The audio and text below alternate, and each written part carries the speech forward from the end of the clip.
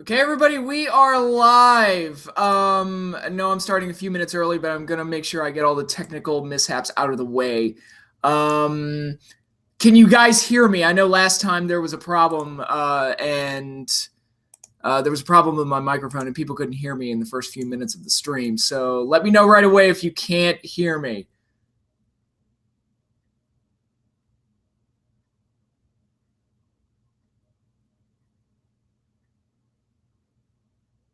Okay, we are pro wrestling. You can hear me. Okay, good, awesome. All right, let me just send out a quick notice. And we'll be ready to start. I'm doing fine, Dragon Rider. How about you guys? How are you all doing today, this fine Sunday afternoon?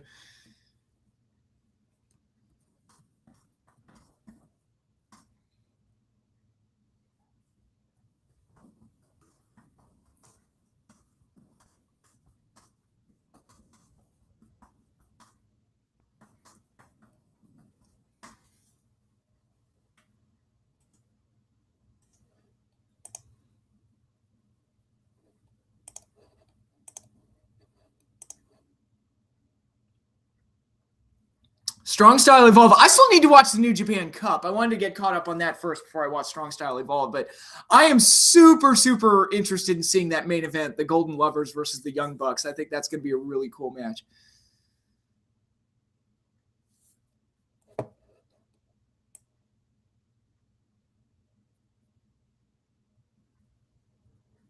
Oh, how were the Elite Eight games last night? I didn't get a chance to watch them. I don't even know who advanced.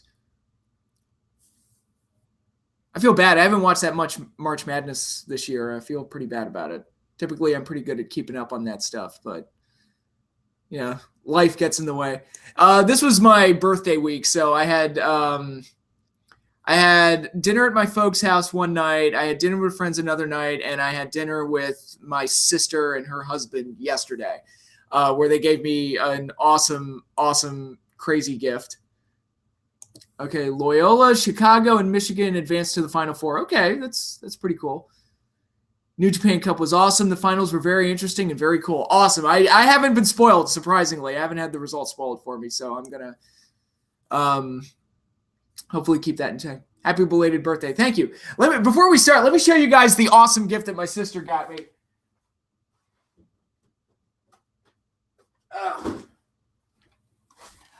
This is from the Masters of the Universe Classics line.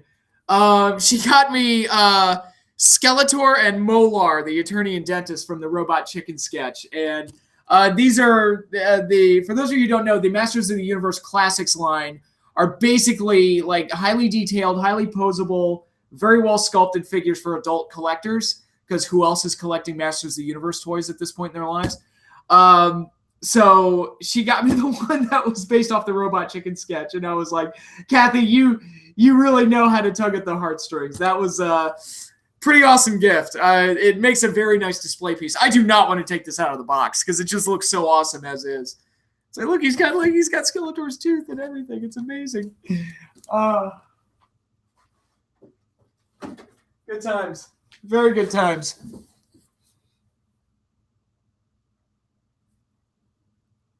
How does it feel to have your birthday so close to a holiday named after you? Well, again, I'm named after the holiday, but yeah, that's always been a cool thing. I actually like that, and I think I said this last week, but I like that you have so many awesome days so close to each other. You got Pi Day, you got the Ides of March, you got Austin 316 Day, you got St. Patrick's Day, and then a few days later you have my birthday, which is the first day of spring. Although you wouldn't know it in this area because we got hit with a freak snowstorm early last week, so crazy stuff. But yeah, it's officially spring now. If only if it'd stay like that. But yeah, okay. You've got all the preliminary stuff out of the way. Let's just go ahead and jump right into this week's shows. My speaker's not on. Let's fix that. It's a crazy thing. When I watch TV, I like to have the speaker turned on. I don't even know why it's not on, but Okay, let's turn that volume up. All righty. We're going to start with Clash of Champions 4, which happened on December 7th, 1988, the final Clash of Champions of 1988. So we're almost out of the first year here. And I believe, if I'm not mistaken, sorry, I'm just reading some comments. Okay. If I'm not mistaken, this was the first Clash of Champions that was done under the WCW banner when the NWA tried to transition into WCW. So that's going to be one of the interesting things about the Clash of Champions, more so than Saturday Night's Main Event. Saturday Night's Main Event is restricted mostly to the rock and wrestling era, like the rise and fall of the rock and wrestling era. And then you got the 2006 to 2008 episodes, which nobody cared about. But for the most part, Saturday Night's Main Event is focused solely on one era. With Clash of Champions, you go all the way from like the NWA and like the classic like Crockett era, and you go into the WCW era in the early 90s. Then you go into like the early Hulk Hogan era with the Dungeon of Doom and all that crap. And then it ends, the last couple of Clash of Champions have the NWO involved. So you get this like really long timeline and evolution throughout the history of the promotion through the Clash of Champions. There were episodes in 2008. Yeah, I think there were. I think there was at least one episode in 2008, the last one. I don't know of anyone that actually watched them.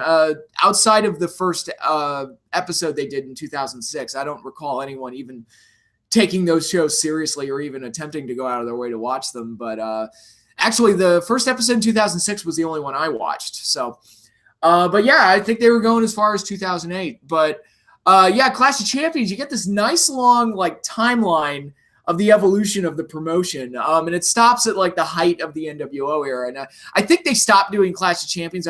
If I had to guess, it was because of Thunder and Thunder being developed. So once you're doing Thunder, it's doing Clash of Champions seems pointless, especially when Nitro was just kept getting bigger and bigger and bigger at that point. So the need for like a special show once in a while just seems superfluous. Yeah, there were. They did a couple in 2007, and I think they did at least one in 2008.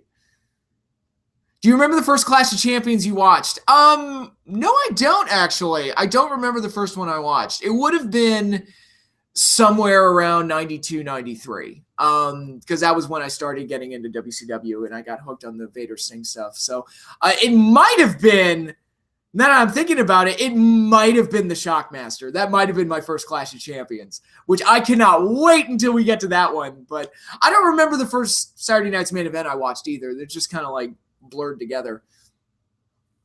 But yes, let's go ahead and get started. Clash of Champions 4. Like I said, Wednesday, December 7th, 1988. Clash of Champions 4, Seasons Beatings. The name of the show is Seasons Beatings. WWF adopted that title for one of their In Your House pay-per-views. I was like, man, that title sounds horrible. And now we've got Clash of Champions 4. It's like, man, that title sounds horrible. And they did it first. So I don't know who's worse for doing it first. Who's worse, the one that did it first or the one that ripped off the one that did it first? It's like, come on, that title's terrible. Why would you take it?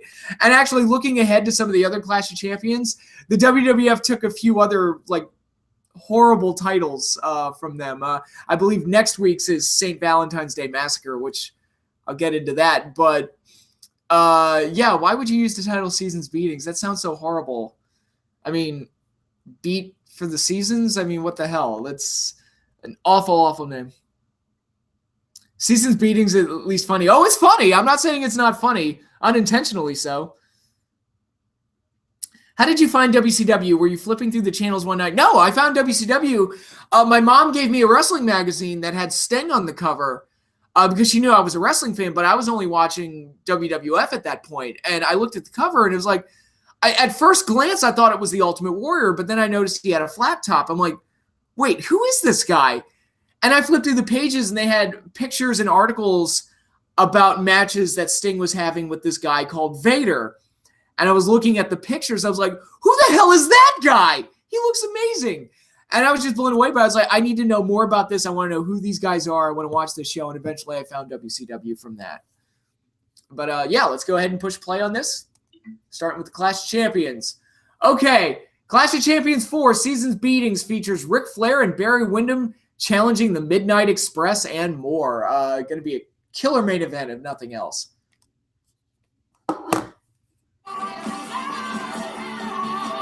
WrestleMania, Sunday, April 8th, guys. It's coming. The man called Sting versus the man they call Vader, right? Right.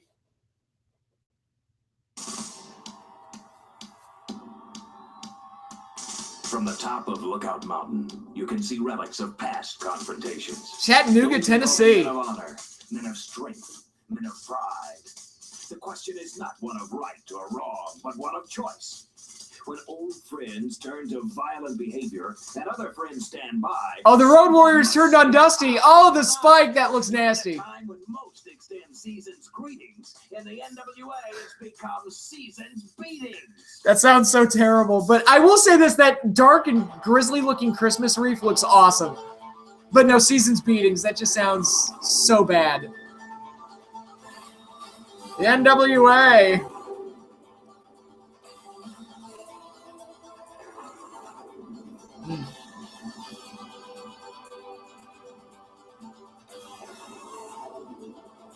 Oh yeah, the Road Warriors were heels. They actually started as heels. I think they were one of those things that they were intended to be monster heels, but they were so awesome that people just cheered them most of the time anyway. Hello again, everybody, and welcome to Superstation TBS. We are live, coming to you from the UTC Arena in Chattanooga, Tennessee. It's Seasons Beatings, Clash of Champions 4. God, not even JR can make Seasons Beatings sound awesome.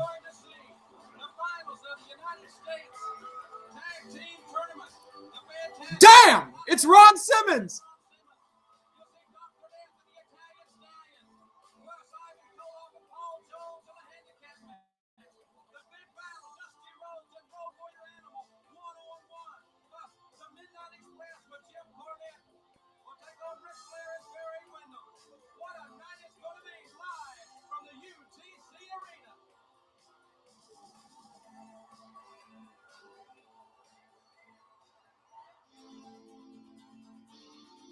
Can Mean Gene make Seasons Beatings sound cool or not as horrible? I mean, it didn't work for the Gobbledygooker, so if we're going to use that as a baseline,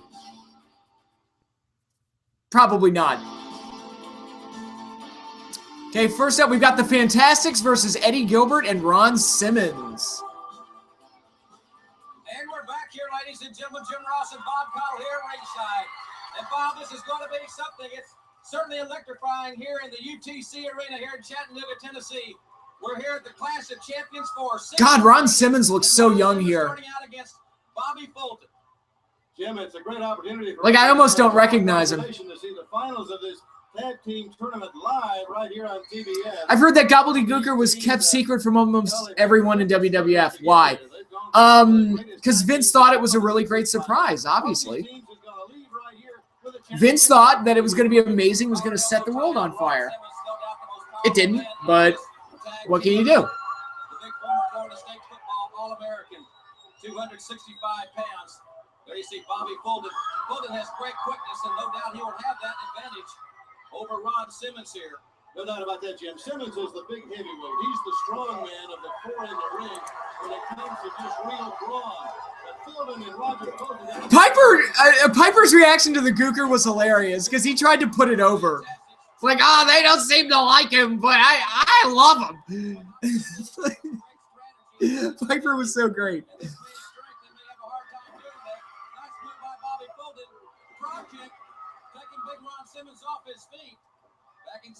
Big Ron Simmons. Oh, missed the clothesline. Oh!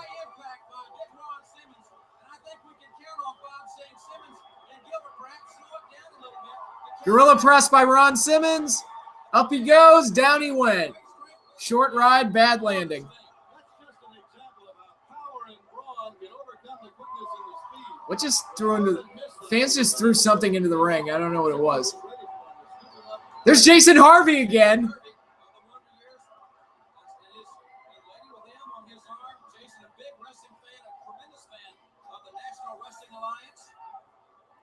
especially a big fan of the Fantastics here at ringside. I mean, how could you not root for a team called the Fantastics? I mean, that name is just so I think has to be in Gilbert and self-explanatory. the Fantastics, and we have seen them in some tremendous altercations.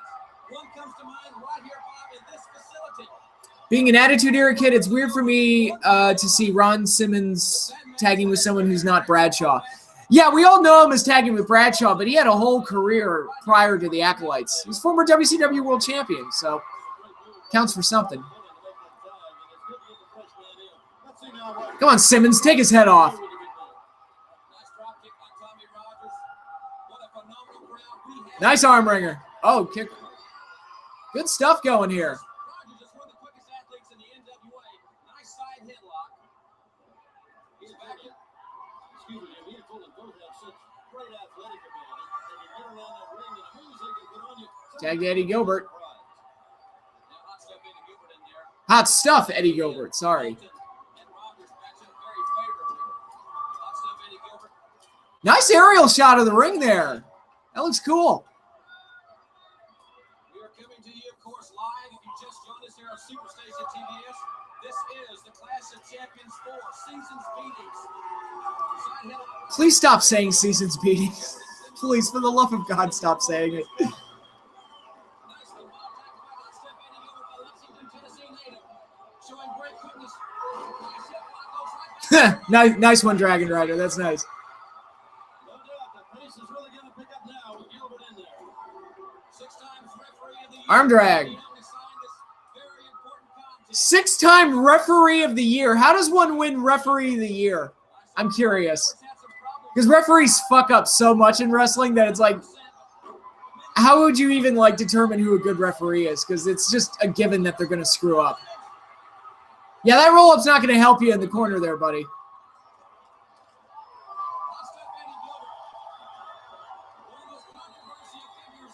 You gotta say it, Cole. You gotta say it. They're too stupid to understand. Gotta keep calling the show Seasons Beatings.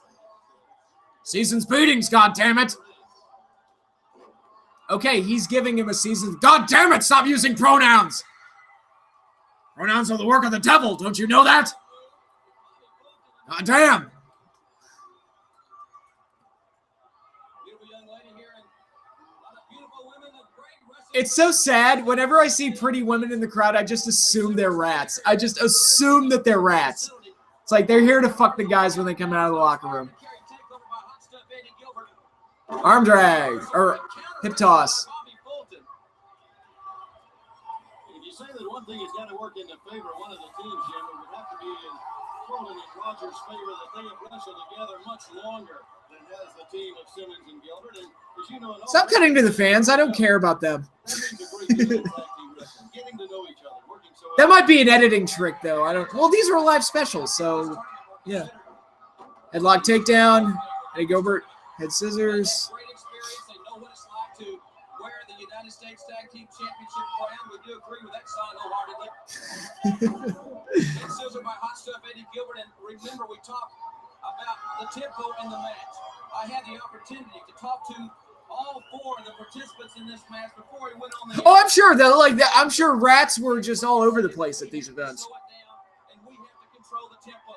His I wonder, are there still rats? Is that still a thing? obviously, Because I haven't heard about it in so long. That just seems like it was a relic of that day. But and they want a compatible pace that Simmons can really it's just that WWF is so child friendly and wrestling's become such a nerd thing that I don't know if rats even exist anymore.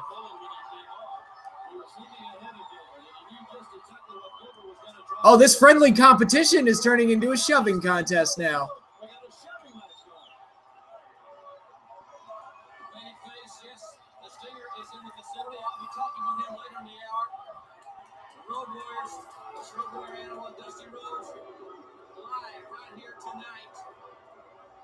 I'll tell you, Tippers, I think we can expect Tippers to flare because there's a lot of stress, a lot of pressure on these athletes, Bob, because the United States Tag Team Championship is really one of those prestigious tag team titles in the sport today. Right next to the World Tag Team Championship. A lot is on the line when that championship belt is on the line. Ron Simmons back in there. These athletes, and after all, they're professional. Hammerlock. Ron Simmons will, I know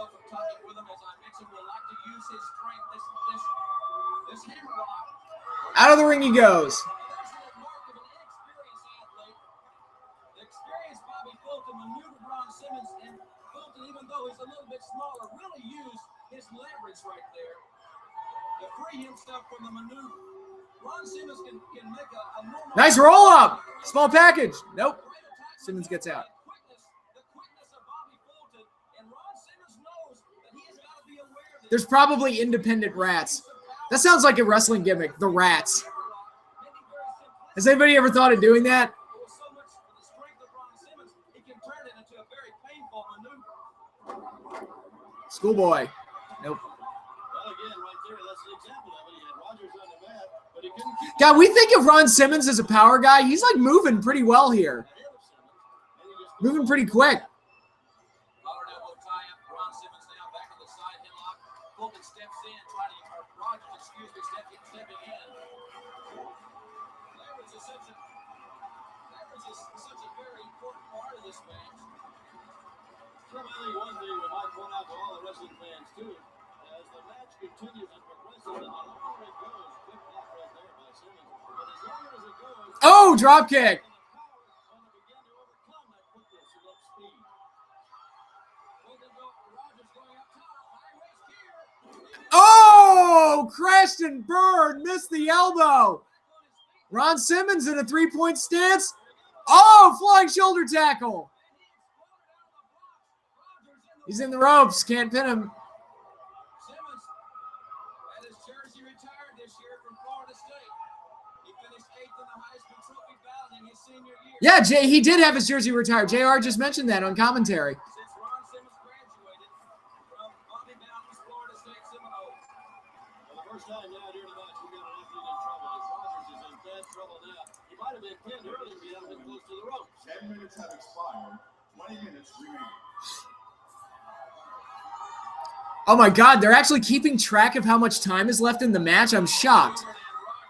Does the WWE even have time limits anymore? Like, I feel like there are no time limits. They just do whatever they want to do. The only matches that have time limits are Iron Man matches because they have to, or else the match wouldn't work. Eddie Gilbert got a hammerlock, wrestles him down. Half Nelson's got the left arm in the half Nelson position. The difference, obviously, there's several differences in pro and amateur wrestling. So we would have had a runner in amateur wrestling. It only takes a one count. Just get the shoulders to the mat. You don't have to When the ring announcer does the match time announcements, I'm reminded of New Japan. Yeah, be close to the ropes. New Japan, who treats their Rogers needs to wrestling he needs to make well, you know, it treats it like a sport. Rogers trying to position Gilbert for it. Looks like a snap mare. Rogers I wish WWE would have time limits and time limit draws nowadays. They could handle a lot of drama. They can. I don't know why you would get rid of that. Yes, he heard you because he just made the title. They increase the urgency at the end of the match if you're getting close to a time limit draw. We talked about Eddie Gilbert. If he had You know, any chink in it's- his arm or any Achilles heel, it might be his elbow because he's had an injured arm. Roland came in, and when he came into the ring, he tried to turn it up a notch, too. That old press, Gilbert getting his left shoulder up. Nice bridge by Eddie Gilbert, showing great strength. Fireman carry takeover, good basic amateur move. And both men back on their feet. And just by the look in their eyes, I'm thinking tempers are beginning to flare here somewhat. You can see the sparks fly. They look each other right in the eye. They stand toe-to-toe, nose-to-nose. That again shows you just... Watch WWE announce a time limit for exactly one match on a show only because that's the one match they actually do a draw for. You know, there are some weird things like that. Whenever they do a count out, I can see it coming a mile away because it just looks obviously set up. It's like, so they rarely do count outs, and when they do, it's clear as day that they're doing a count out, like long before the count out even happens. Obviously, a great deal of pressure and a great deal can be gained, not just monetarily. I have been watching the Women of Honor tournament, yes. Some good talents have popped up there, including Emma. So they can use his power. What an impressive athlete, Bob. He's going to try to get his weight on Fulton as much as possible. Make Fulton carry that weight around as much as he can. Again, to try to wear him down, try to slow him down. And right now, Simmons is doing a good job of that. My conversation with the Florida State Sports Information. Remember back in the 80s when everybody had their initials on their boots? That was a weird trait. It's like they won't know who I am unless my boots have my initials on it. We'll see if the Fantastics can capitalize on this error. Simmons very enthusiastic. He's going to deliver that big shoulder block. And now Fantastics are taking over. that they are indeed tag team specialists. And I emphasize the word team. One mistake. It only takes one just like that, and it can all be over. And Simmons, well, it all turned around, and now he's the one on the mat, and he's the one that's in trouble.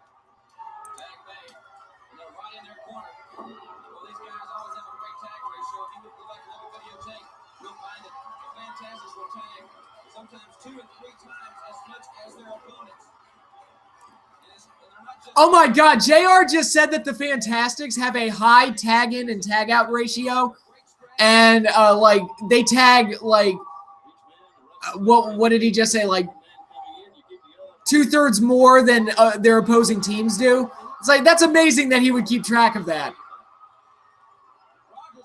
Yeah, the successful team does the quick tags and keeps the fresh man in. You know, they strategize.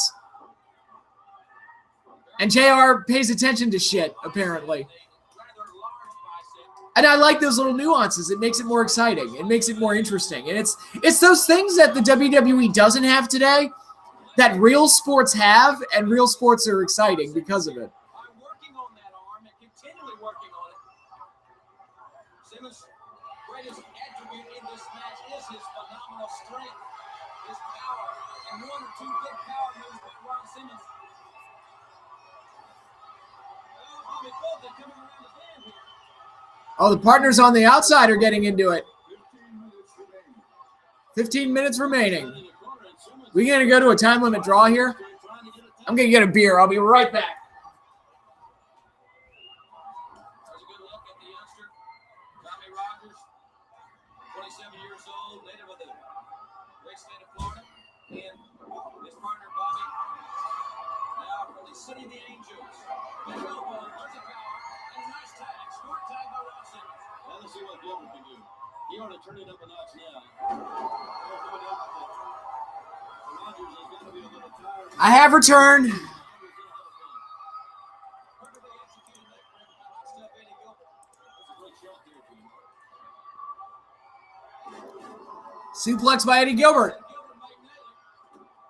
2. No. Lateral press, Gilbert neglected to break behind the leg. Consequently, Rogers was able to use both legs in the kick out. Gilbert couldn't hold him down. And as the match progresses, too, fans, conditioning is going to play an important factor. I'm always quick with my beers, dude. Conditioned athlete, which one is going to be able to outlast the other? I know right where to go. Rogers stepped in very deeply. Another suplex. This one by the Fantastics. Gilbert Rogers makes a very timely Fantastics make the tag, but so does Gilbert. Ron Simmons back in there. Ron Simmons. Simmons got in, put the brakes on, and stopped. Body slam. Missed the elbow drop. Fantastic. Gets a leg drop. Kick out by Ron Simmons with authority. Simmons has over 500-pound bench press strength, and he just pushed Fulton right off of him. And Fulton now with a reverse chin lock. Fantastic. I think, Bob, the momentum has changed 2 or 3 times this match, for that matter. But right now, that the Fantastics do have the advantage. Oh. 1, 2. No. Another quick try to pin. Remember, fans, you're watching us live from the University of Tennessee in Chattanooga. Ooh. The finals of the United States Tag Team Title Tournament. Chattanooga Choo Choo. Ball count of 2. The Chattanooga Choo Choo. Rogers trying to bounce some offense, but Big Ron just pulled Sorry, the Muppets had a profound influence on me. And Rogers is in the I get random songs stuck in my head at random times. Jesse makes the tag. Eddie Gilbert back in. Eddie Gilbert's wearing very like Brutus Beefcake. It kind of looks like his tights are trying to look like Brutus Beefcakes, but he gave up midway through or something. Atomic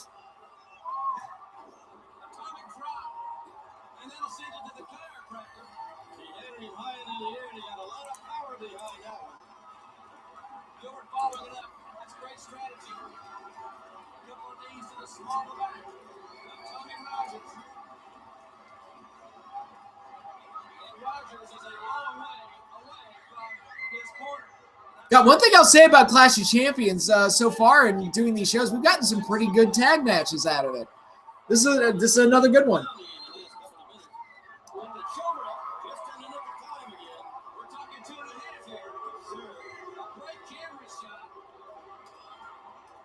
Simmons back in. Tommy Young's hand coming down. Now I think we're going to see the power turned on by Ron Simmons. Elbows and a headbutt. He's working on the arm. Putting a lot of pressure on. No, fuck you. You're not making a tag. I'm sure Simmons would like to maneuver Rogers back at least to the center of the ring. He's got him out in the center now, and he's a long way from the tag. He's got the pressure on that arm, and Rogers is feeling it. Up on his tiptoes, trying to get some extra leverage. And Simmons staying right with it now. Back into the corner, Tommy Young will call for the break. Some people have been asking for a tag team tournament like how they did the CWC and the Mae Young Classic. I wouldn't be opposed to it. Oh! Ron just went crashing into the ring post, shoulder first. Oh my goodness! Caught him in midair and power slammed him. Ron fucking Simmons. That was cool.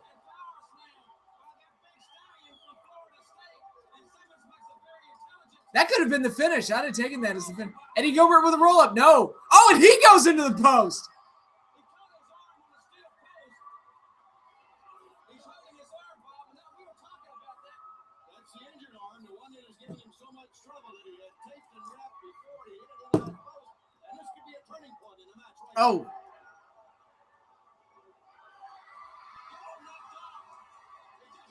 Was that power slam how he beat Vader for the belt? You know, I never saw that match, so I don't know.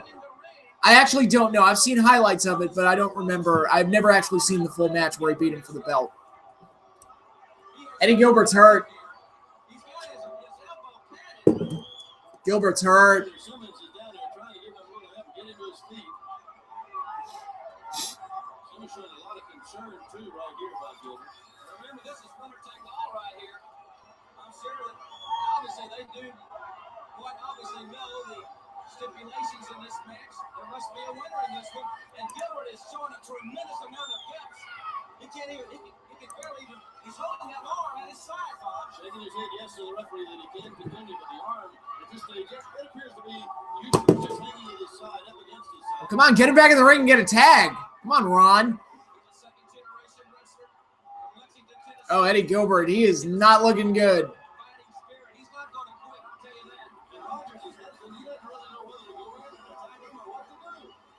Well, I'll tell you. See, the Fantastics are good guys. They don't want to hurt the injured guy any more than he already is. Oh, now he's got a hammerlock on. Oh, now he's going for it. He's working on the arm, and what else can he Like a shark that smells blood. look at the stakes in this match? The United States Tag Team Championship is on the line here. Ask no quarter, show no quarter, and certainly show no mercy, and that's what's happening in the ring. Eddie Gilbert, I tell you, a lot of guys with Where's Shivani? I don't know. He's not calling the show tonight. He actually, it's mostly been, seconds of each other. well, it feels like they've been switching back and forth between Shivani and JR, but, Are the Fantastic, oh man, the Fantastics are killing Gilbert's arm here.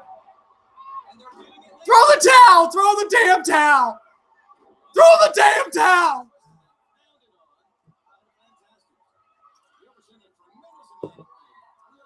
Now, I'm going to take a wild guess here and assume that Gilbert's injury is going to play into the finish here somehow, some way. Because back in those days, when they did an injury, it played into the finish almost always. As opposed to a lot of times today where they'll work over a body part for most of the match, and then it has absolutely no bearings on the outcome of the finish, so why'd you even do it? Instinct and gut, that's what's keeping him going right now. He can barely get his other arm up. This kid is in a tremendous amount of pain. But look at him fight. Come on, Gilbert, get the tag, man. Gilbert's close to his corner, but No. foot plate cuts him off from making the tag.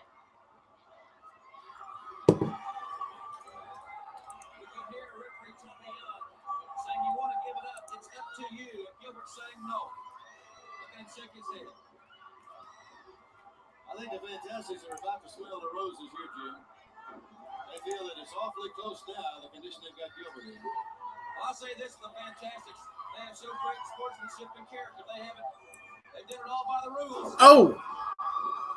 Tommy Rogers and Bobby Fulton are just destroying that arm. On the arm of Eddie Gilbert, and Gilbert's arm is getting larger, his elbow getting larger by the moment. Yeah, I know. I like my wrestling to make sense. Call me crazy. Some kind of logical sense. Well, they haven't let up on that arm. Since they heard it, they've been right to the... I like my stories to make sense. It's always helpful. They're not smart wrestlers. You can't get... I just watched, last night, I watched War for the Planet of the Apes and Logan. Fantastic movies. Absolutely great. Loved them both. Great movies. Stories totally made sense. Team championship. The long, grueling tournament culminates right here. Welcome, Celtic Bird. We are currently watching Clash of the Champions 4 Seasons Beatings. We're still on the opening match, which has been really long, but pretty good. The Fantastics versus Ron Simmons and Eddie Gilbert in the U.S. Tag Team Tournament Finals. Are those your favorite movies of 2017? Yes. Yes, Logan and War for the Planet of the Apes were amazing. Yes, those are my favorite movies from last year. Absolutely.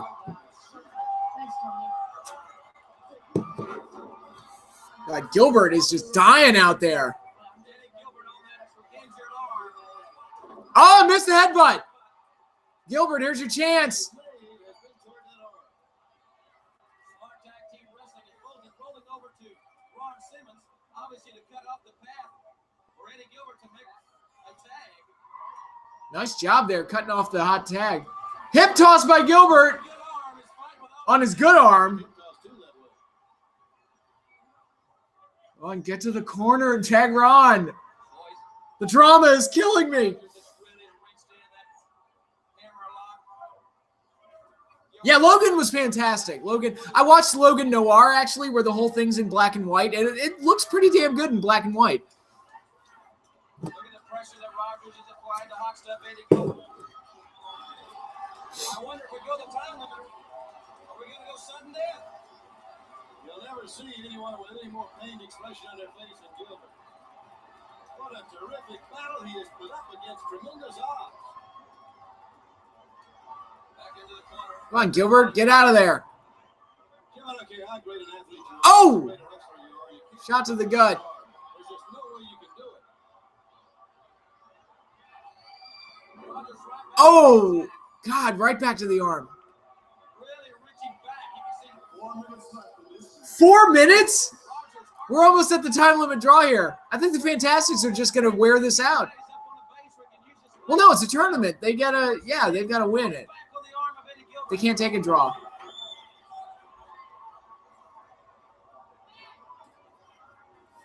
Well, I'll tell you what, you talk about picking out one body part after Gilbert hit the post, he did the railing. Fantastics have got to hurry up. It's still wrestling.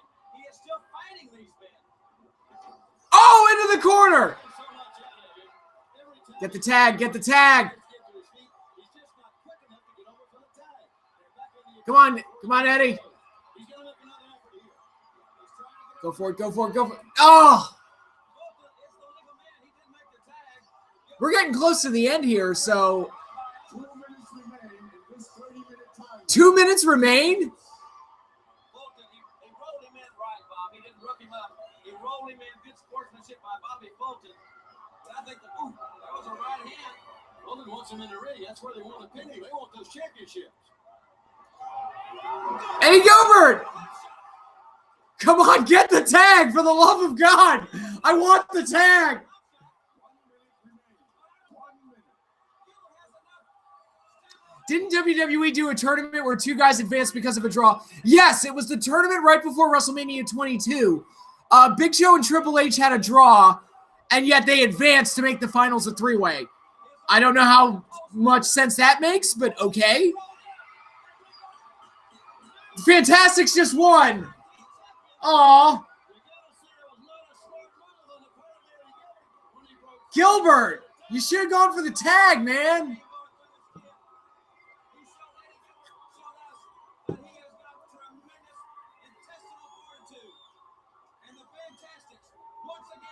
Man. That was a good match. I enjoyed it. Long. That was a good long match, but it was pretty solid.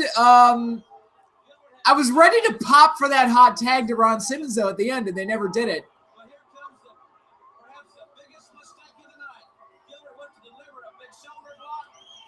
Boom. But that's what happened. Partner got injured, and they isolated him for the rest of the match, and that was pretty much it. All she wrote. 1, 2, and 3, and we have new United States Tag Team Champions. And didn't the Mania 22 main event go so well? Yes, it went terrifically. I love that match so much. It's my favorite main event in WrestleMania history. Now everybody's congratulating each other. Everybody's happy. One slight knock. This was a tournament final. I would have liked to have seen the brackets before, just to kind of set the stage for the match. And it was a great win for them. What a combination they are. What a great team. As you say, United States Tag Team Champions. Yeah, that's one of those things. I feel like a lot of the guys today, they get told how to do things, and they do it because it's expected, but it's not. They don't have that natural impulse to do it in a way that works. They just kind of do it because it's part of the script, if you will. Starrcade 88 on pay-per-view, December 26th. Day after Christmas. That's a hell of a Christmas present. Season's beatings. I just keep thinking of this every time I hear beatings. Lex Luger with Tony Schiavone and the porn stash. Once again, as it was once before, the Fantastics become U.S. Tag Team Champions here in Chattanooga at the QTC Arena. What a tremendous win for them. And in the same breath, hot stuff in the Gilbert. What a tremendous effort for this young man, even with that injured arm. Well, Tony, if that's any indication of the intensity kind of match we see tonight, we better hold on to your seats. This is a showcase event. It's a national TV in front of millions of homes. It serves a dual purpose. Number one, you really want to be at your best when you're in front of that many people. And number two, this is a major, big-time tune-up. And a big event coming up, and that is Starrcade True Grit just over 2 weeks from now, Tony. And, of course, that's your big night against the World Heavyweight Champion, Ric Flair, who will be in a tag team match tonight. He and Barry Windham against the Midnight Express. I do have to say I have a special vested interest in watching here tonight. I wonder if Charlotte or Bray Wyatt were watching their fathers wrestle back in this time. I'm sure they were. So what I'm talking about is If they were alive back then. They were alive back then, right? Yeah. That's the weird thing. I'm getting so much older now. It's like the wrestlers that I watch now are younger than me, which is so weird. And like the professional athletes and the wrestlers are like significantly younger than me now. And it's like, man, I feel so old. Ladies and gentlemen, our next match of the evening, a one-fall 30-minute time limit. To my right, from Naples, Italy, at 250 pounds, the Italian Stallion. Rocky Balboa? The Italian Stallion, Rocky Balboa? Wait, that's not Rocky. Who the hell's that guy? Not Rocky Balboa, so I don't care. I mean, I know who the Italian Stallion is in wrestling, but it's like I will always associate that name with Rocky Balboa. Dr. Death, Steve Williams. Mr. Oklahoma.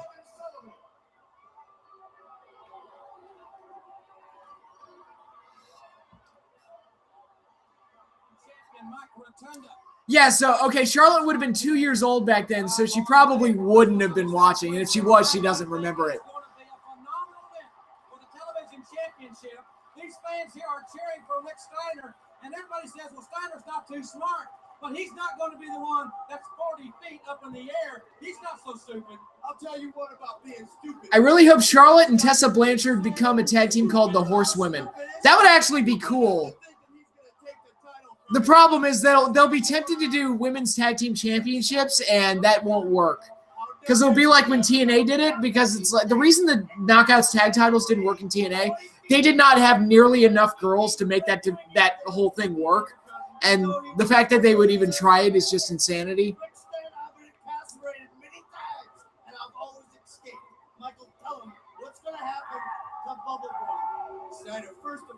Rick Steiner versus Mike Rotunda for the TV title at Starrcade. Interesting. Starrcade, you think you can get the job done? Well, I'm leaving with this Steiner at all costs, my friend. All right, gentlemen, and pay your taxes. After Christmas, what a battle for the television championship. We'll see the newest member of the Varsity Club in action. Oh God, yeah, especially if they wanted to do like one on Raw and one on SmackDown.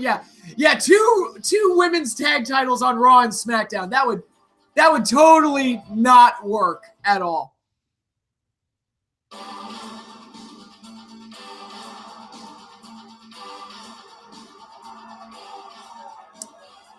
Yeah, well, I've had the idea.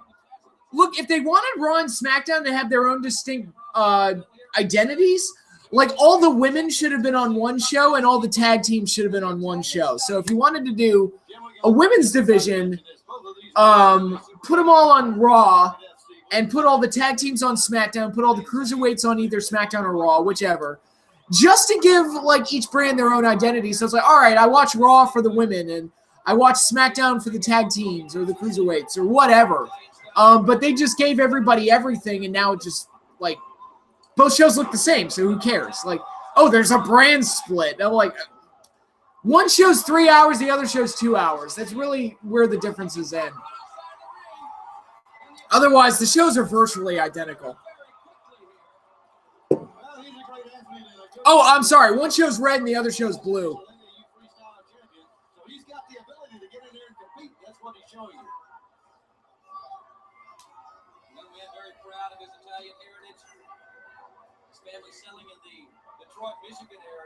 God, the Italian Stallion looks like Rusev. Happy Rusev Day. He kind of looks like Rusev a little bit.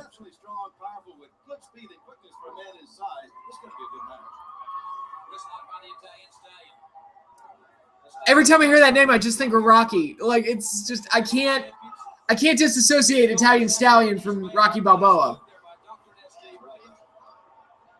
Well, he's one of the newer breeder wrestlers, Jim, and they're having a big impact on the NWA. A lot of the best shows got gold in their colors, and it's on Wednesdays. Yeah, that's the brand split right there. It's WWE and NXT. By the way, I am super stoked for NXT TakeOver WrestleMania weekend. I think that show is going to be amazing. Mainly because I know they're doing Ciampa versus Gargano, and that match is going to be incredible. Have you ever thought about reviewing all the Rocky movies? I could. I would love to. I love the Rocky movies. They're my favorite. It's my favorite movie series. I would even be somewhat nice to Rocky 5. That's how much I like the Rocky movies. Like, even Rocky 5, I'm like, no, it's got its moments, guys. Come on. Let's be nice here. That one's not as bad as people say it is. Somewhat overconfident and not giving the Italian Stallion his rightful due. A tremendous mistake if he did that. Yes, I did see the opening segment to NXT this week. Yes, I did. That's made me even more excited for Gargano versus Ciampa if it happens. It may or may not happen in WrestleMania weekend.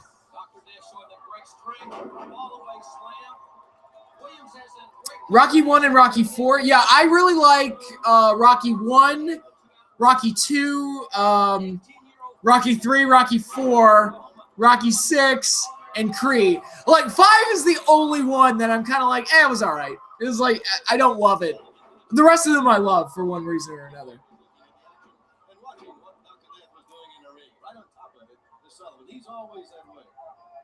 Oh, there's a Hi Celtic Bird. Yeah, there's another person that likes Rocky 5. I'm not the only one. Sylvester Stallone hates Rocky 5. He gave it like a 0 out of 10. Did you see Johnny Gargano's tweet after the segment on NXT? I did not. I didn't see it. What did Gargano say? Wasn't Rocky 5 the one with Hulk Hogan in it? No, that was Rocky 3. Rocky 3 has Hulk Hogan and Mr. T in it, and it's awesome. It's crazy, but it's awesome. I feel like I'm just going to talk about Rocky this entire match because I really don't care about the Italian Stallion.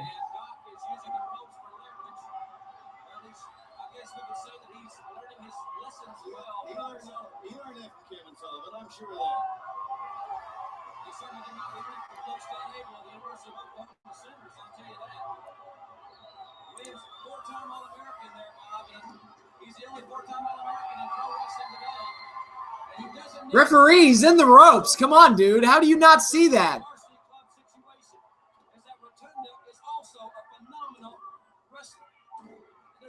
Yeah, the weird thing is the Varsity Club, I think, is a great idea for a stable. Like, there you go, ref.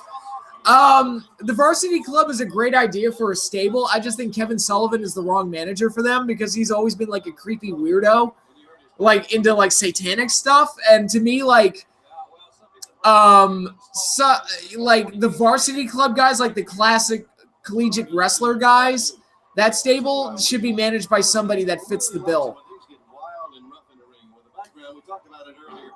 Is that Teddy Long as the referee? Yeah, it looks like him.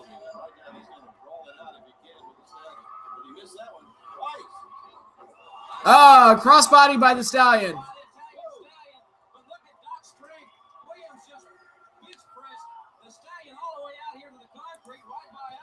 almost caught him in midair when he came flying through the rope. He was almost in our lap. 5 minutes remain in this time limit. 5 minutes? There's no way that you said there was a 30-minute time limit. There's no way that this has been 30 minutes. 25 minutes up to this point. I mean, I know it hasn't been the most interesting match, but it hasn't felt like I've been sitting here for 25 minutes. I think the announcer screwed up. At least Sullivan's wearing like the Oklahoma Sooners jacket. He's not like wearing the like creepy cult robe that he typically wears. Well, I'll tell you something. I think a lot of wrestling fans would agree that Williams is as tough as they come. When you're as big and you're as strong and you're as powerful as that guy, you can do most anything you want to. Drop kick by Williams. Both feet into the solar plexus. I feel like this match is already, even though it's like there's no way that this has been 25 minutes, I feel like this match has already gone on way too long. It's like, come on. It's like, just let Dr. Death kill him and be done with it. This should have been an easy win for Williams, and he's kind of dominating him anyway, but come on. Let's just wrap this up and go home. Look at Williams hammering the Stallion. They can both be counted out here. Teddy Long, another one of the fine officials here in the NWA.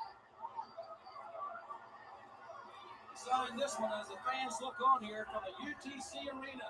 We are coming to you live from Chattanooga, Tennessee. The Chattanooga Choo-Choo. And Paul Jones, Road Warrior Animal, and Dusty Rhodes, and the tag team. Remember when Cena came out with the local sports team jerseys back in 2004? He was doing it like long after that too. He would always suck up to like the local sports teams, to which I was like, motherfucker, you're from Boston. I know you root for the Pats and the Celtics. Fuck you, you liar. You insincere little suck up. Fuck you. Showing a lot of fire and a lot of heart here. This kid really wants to succeed here in the NWA, but he is in there with a monster. In the opening moments of the match, the Stallion had a lot of it going his way, but as Dr. Death warmed up, he's really turned it around, and it's been the Stallion who's... Look, can Dr. Death just beat shitty Rusev already, please? I'm kind of tired of this match.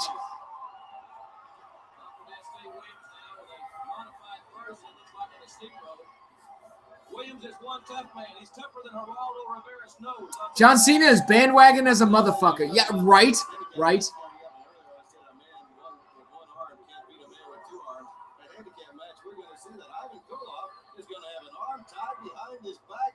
That's a real handicap match.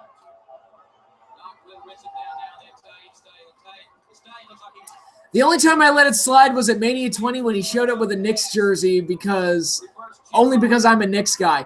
Well, then, like, Cena's tactics works. It's like, hey, I like what you like. I like your team. Like me, everybody. Fuck you, Cena. You're terrible. Like, he could walk out there with a New York Giants jersey. I'd be like, fuck you. I know you don't like the Giants. I know you hate the Giants. Fuck you. You're a liar. 22 guys out there. He survived 4 years of major college. And remember when Cena would instantly get thrown in with any character and feud that got over? Yes! Yes, and it annoyed me. Like, AJ Lee gets over. Oh, she's got to do something with Cena. Dean Ambrose gets over. He's got to do something with Cena. I'm like, can the things I like be separate from Cena, please? Because I'm tired of watching the things I like get ruined by association with Cena. Zack Ryder gets over. He's got to be associated with Cena. Bullshit. Jerked him back down. Jim, I think it's going to be interesting. see how two men this big, this heavy, and it's hot in here. With all the lights on it, they're under. Just how long they can. It's hot in here, guys. The announcer said so. It's super hot in here. They've been at it now for several minutes. They're perspiring heavily. Just how long are they going to be able to continue and keep going at this pace? They did the same shit with Triple H in 2002 to 2004. Yeah, they did. Now I want to see you react to seeing Cena with an Odell jersey on. Oh, I'd probably throw something at the TV. It's like, I hate both of those things. Fuck you.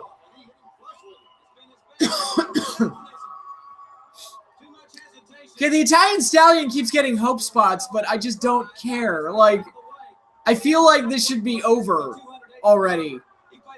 Like, this match should not be continuing beyond the point that it currently is.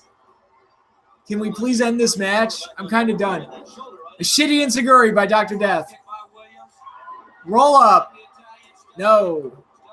Please end this match. For the love of God, I'm kind of done with this.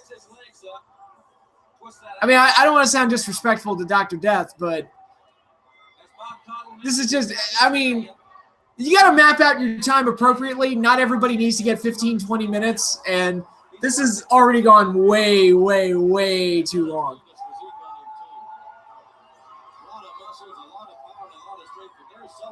I wonder if NWA got into any legal trouble for the Italian Stallion name. It's a good question. I mean, I don't know. Did you say you didn't like Odell? No, I don't like Odell because he's a head case and a mental patient disguised as a football player. And he's always getting into trouble, always making the team look bad. I think he's a great athletic talent and could be one of the best receivers in the league if he had his head in the game. But he's just constantly doing shit that gets him in trouble, makes the team look bad, acts like a friggin' lunatic on the sidelines. It's like, dude, either calm the hell down, start seeing a therapist, or get the hell off my team. One of those things, because you're nothing but trouble at this point. Jesus Christ. And again, every time I look at Odell acting like a crazy person, my first thought is, man, I really miss Amani Toomer. That guy didn't do shit. Amani Toomer, he didn't cause any drama, didn't open his mouth, didn't do anything embarrassing, and quietly had a great career with the New York Giants. He probably won't make the Hall of Fame, but he's a guy that was reliable as hell, always made great catches when we needed him to make great catches, and was just a great team player. And that's what I want on my team.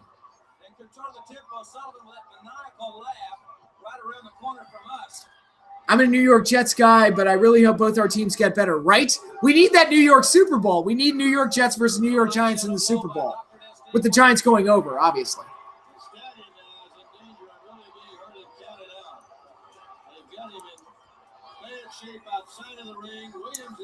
Antonio Brown and Julio Jones are the top receivers in the league currently.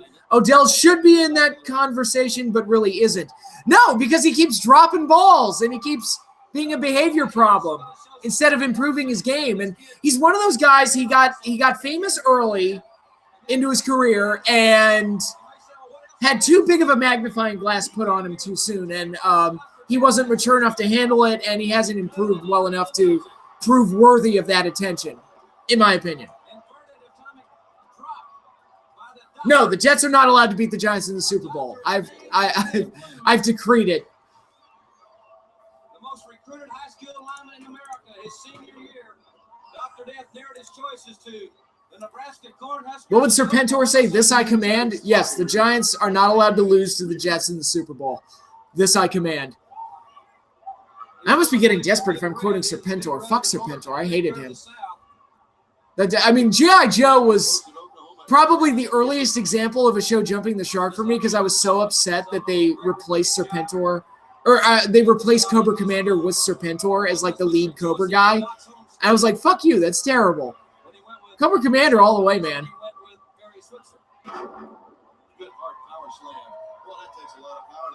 How were the Jets and Giants doing back in 1988 anyway? Well, the Giants had just won the Super Bowl in 86, so they were still like a pretty good team.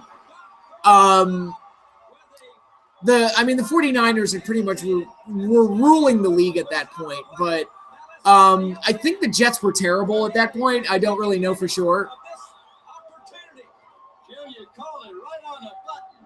Oh, a comeback by the Italian Stallion.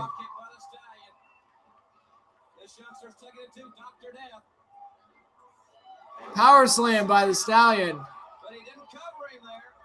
Find that unusual. He's going to send him to the right. No, Doc reverses it. Ducks the clothesline. Catches him in midair. Dr. Death. You can measure this one on the Richter scale. Stampede. The Oklahoma Stampede for the win. Thank God that match is over. And when he nails you with that one. That match went way too long. That, as my friend John would say, that was a long walk for a short glass of water. And his Oklahoma Stampede coming through with a convincing yet hard-fought victory. Okay, thank you. We Are Pro Wrestling. He's got the stats. 1988 record, Jets 8-7-1, Giants 10-6. Okay, so they weren't like, I said the Jets were terrible. That's not like, 10-6, pretty good, not great. 8-7-1, like middle of the road, not too far off from being playoff caliber. So, okay. Should have been 5 minutes. I agree. That match, it's like just give Dr. Death a dominant win, bing, bang, boom, go home. Sometimes you just got to know what you have and not let them go too long like that. That was kind of a dull match.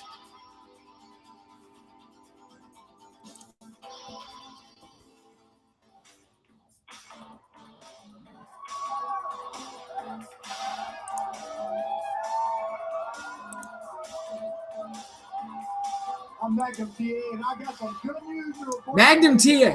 Well down, Paul Jones been strutting around here. Now he's running the key to call off out of professional wrestling. Well, there's a man coming in, the Junkyard Dog, 6'4". The Junkyard Dog.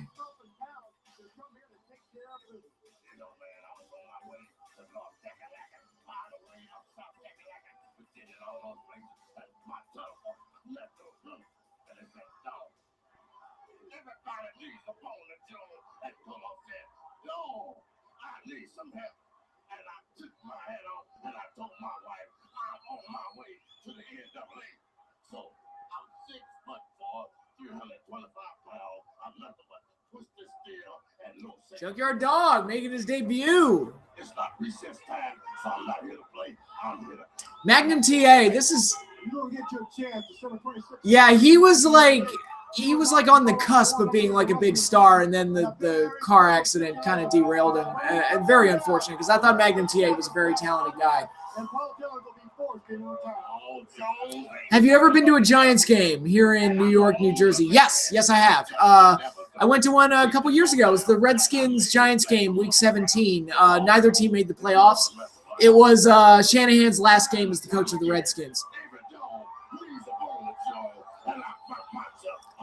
I wonder if JYD will be on the Saturday night's main event we'll watch today. Probably. He probably will. He's going to pull a Rick Rude on us.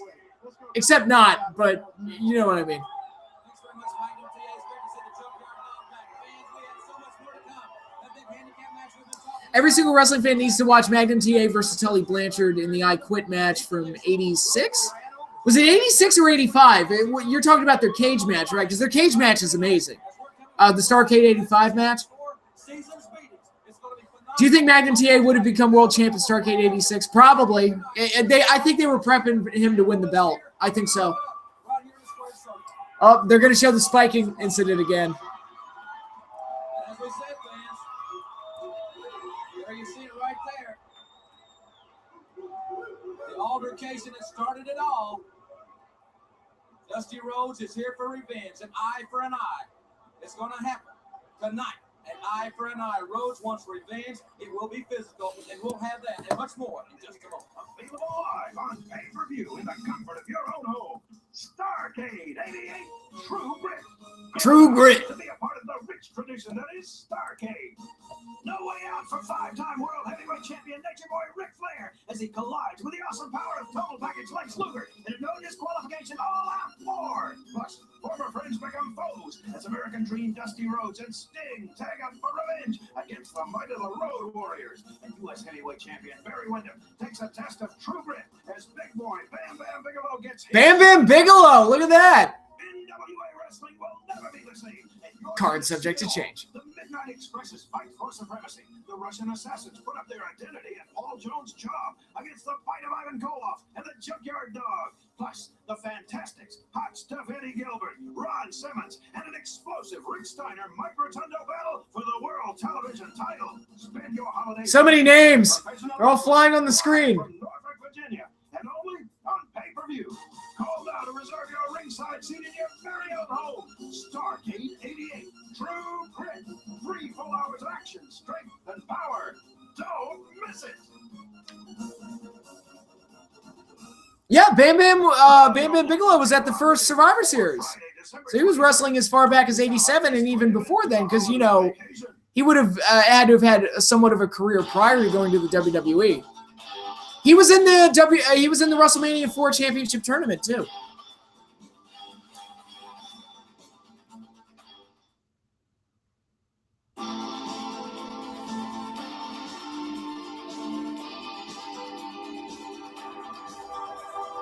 Ladies and gentlemen, for our next match of the evening, from the outer Ukraine of the Soviet Union, tipping the scale at 120 kilos, the Russian Bear, Ivan Koloff. Ivan Koloff. Again, the Soviet Union guy is getting cheered. This is really strange, especially from a Southern crowd during the 80s. Mr. Paul Jones. Paul Jones. This is a one-fall handicap match in which Ivan Koloff will wrestle with one hand tied behind his back. Well, that makes it a little fair for the manager, you know. How many times have you said that? A number of times, I'm sure. We're going to see if that can truly happen. Right here.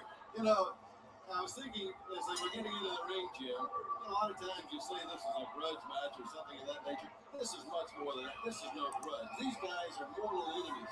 Once friends, Paul Jones and Ivan Koloff in his camp. And, you know, sometimes when friends fall out and friends disagree. Okay, Ivan Koloff's got the arm tied. That's what you got here.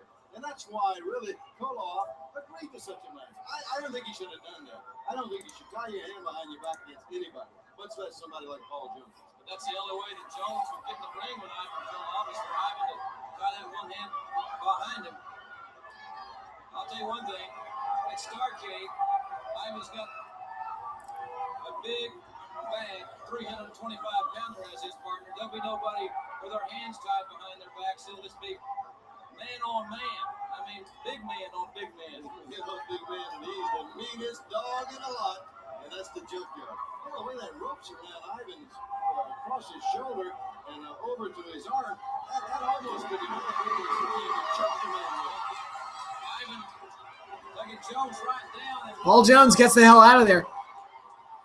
Ivan Koloff, like, took him down even with one arm tied behind his back. I don't know if he is in tip-top wrestling shape or not. I think you're 100% right. There's no doubt. Jones is over the hill as far as a wrestler goes, but he developed into becoming a great manager. And, you know, Jim, over the years, he has had the meanest, roughest, toughest. He's put the money on the line. He's went out, he's paid, he's bought him, and he's broken him. Takedown by Koloff. Pickup by Ivan Koloff. Jones has had a very successful career as a wrestler in years gone by. My colleague Bob Conley seen, I think, Paul Jones in many stages and many championships. That's right. He's held a number of championships over his career. And when we talk about being over the hill, he's still a very dangerous man in that ring and still an outstanding competitor in wrestling. But the hatred between these men is what brought them together in the ring. Paul Jones, he looks like Mario. It's really weird.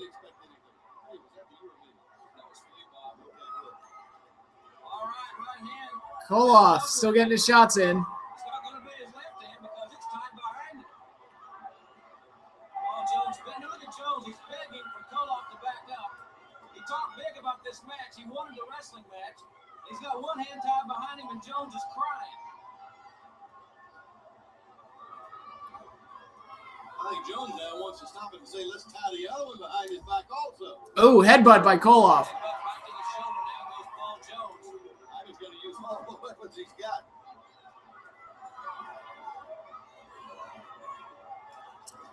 Captain Lou should have managed Paul Jones if he looked like Mario. Yeah, they could have played Mario and Luigi.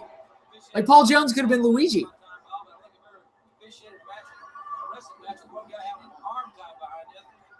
Very unusual. Can you imagine the kind of flack that Jones is going to get if he loses this match to a man with one arm tied behind him? He'd never live it down. I would have loved to hear Captain Lou do a video commentary of himself playing Super Mario World. Would have been interesting. Do the Mario, swing your arms from side to side. Come on, it's time to go do the Mario. Take one step. And then again, let's do the Mario all together now. You literally just swing your arms side to side and take one step. That's the whole dance. Koloff rams him into the turnbuckle. Boom.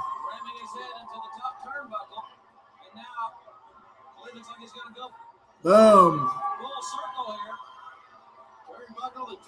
An Irish whip with one arm.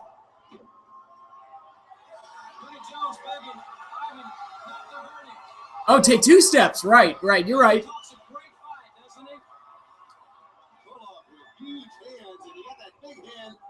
I'll be sure to do the Mario at my wedding. It'll be amazing.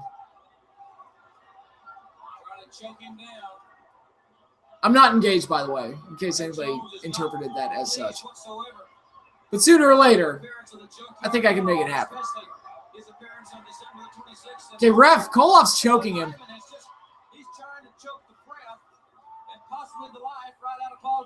Possibly the life. He's trying to murder that man right here on national television. Oh, my God.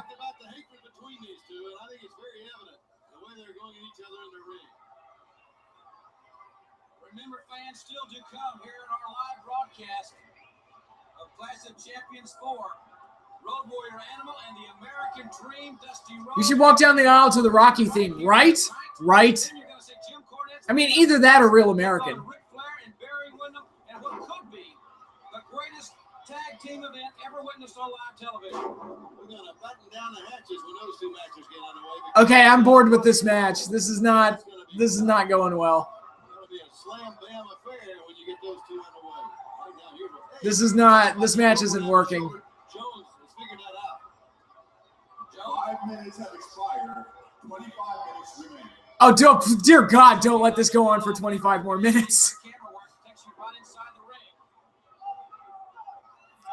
Walk down the aisle to Sunglasses at Night. Also a good one. Also a good one. Well, they rolled outside here, and let's hope they stay away from us. Watch out. They're coming our way. And I'll tell you, the ring move. And Ivan may be incapacitated here. His free arm, his right arm, hammered, reminiscent of what happened to Hot Stuff Eddie Gilbert in our U.S. Championship match as he sustained a serious arm injury. And Koloff cannot afford, Bob, to have his right arm incapacitated in this match. No way. The other one with his back. You know, another thing it does with an arm tied behind your back, it keeps you off balance. You don't have the balance that you would normally have with that other arm. And you can't catch yourself with the arm. Any number of things. It really throws your whole wrestling off. Ivan. This match is kind of boring. God, 2 dull matches in a row. We started off so well with that tag match, and then it just kind of died down. Yeah, I feel like manager matches shouldn't go this long. I feel like, you know, like, I hate to use the Red Rooster as a positive example, but look at Red Rooster versus Bobby Roode at WrestleMania 5. They kept that to a nice 30 seconds. Get to the point, humiliate the manager, go home. The Weasel Suit matches between Ultimate Warrior and Bobby Heenan. How long did those normally last? Like a couple minutes at the most? It's like, just get to the point, go home. Humiliate the manager, and then let's just end it already. Dragging it out like this is just annoying. It's one of the reasons I hated Cole and Lawler so much at WrestleMania 27. Bobby Heenan, I'm sorry. Bobby Heenan, not Bobby Roode. Yeah, it was Red Rooster versus Bobby Heenan.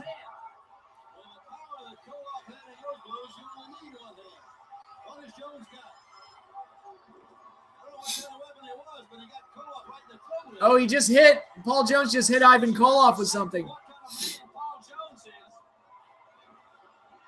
the kind of man that will cheat, he will lie to you, and take advantage of any opportunity. When Ivan fights back, Ivan, a great ring veteran, a man that has held over 20 wrestling championships and in an illustrious career. Jim, he's mixed it up with the best, the dirtiest, in any way to end his career. They did the same shit with Brett versus Vince at Mania 26. They made that shit like 15 minutes. Okay, Ivan Koloff just won. Thank God. Oh. But yeah, that Brett Vince match, that went for 15. It felt longer. It felt much longer. And how would a Terry Taylor versus Bobby Roode match go? Hopefully with Bobby Roode going over, I would hope. And the Russian Assassins are attacking Ivan Koloff.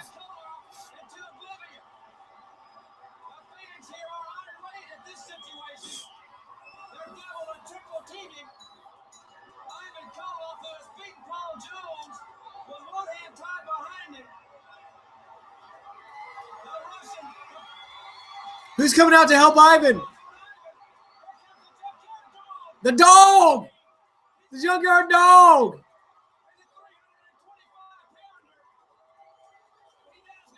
Chain and all. Thank you for blessing my sneezes. Thank you. Much appreciated. Oh. It's not often that I say the best part of a match was the Junkyard Dog run-in post-match, but that was certainly the case in this event.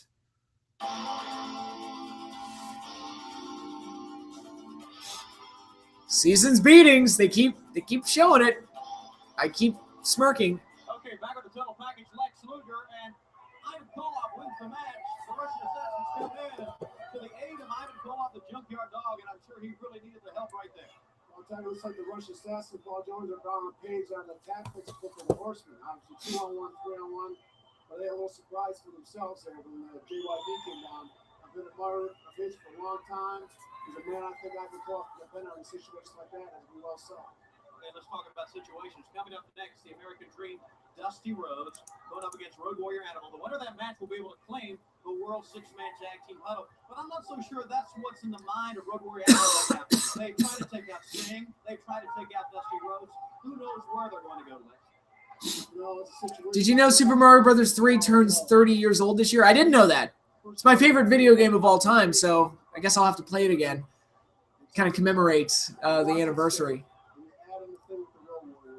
It's something nobody understands. It's the situation where the tension back there right now is so thick. I see Dusty's pacing back and forth. It's so tension, so thick. They hate the power of the shape that you can cut with a knife. And the situation with the Road Warriors being that people love, they always loved the bad boys, the Road Warriors. You know, they've always loved that image of the Road Warriors with the paint and the leather and the spikes. But you see, it's goes much further than that now. We're not just bad boys anymore. We all got people we support, moms we have to feed. They try to break Stinger's neck. They try to take Dusty Rhodes out. This is much more serious. This is a black mark on all professional wrestling. Now, I'll tell you, I don't know what they're going to do next. I really can't understand where their heads are at all. The Road Warriors will attack you next, Luger, if you don't watch your mouth. That World Six-Man Tag Team title. Dusty Rhodes has held that belt before. Any chance of Magnum TA going into the WWE Hall of Fame? I'd say slim because he never did anything significant with the WWE, and he wasn't a major world champion elsewhere. So he's not going to get – I don't think he's going to be high on their radar to put in.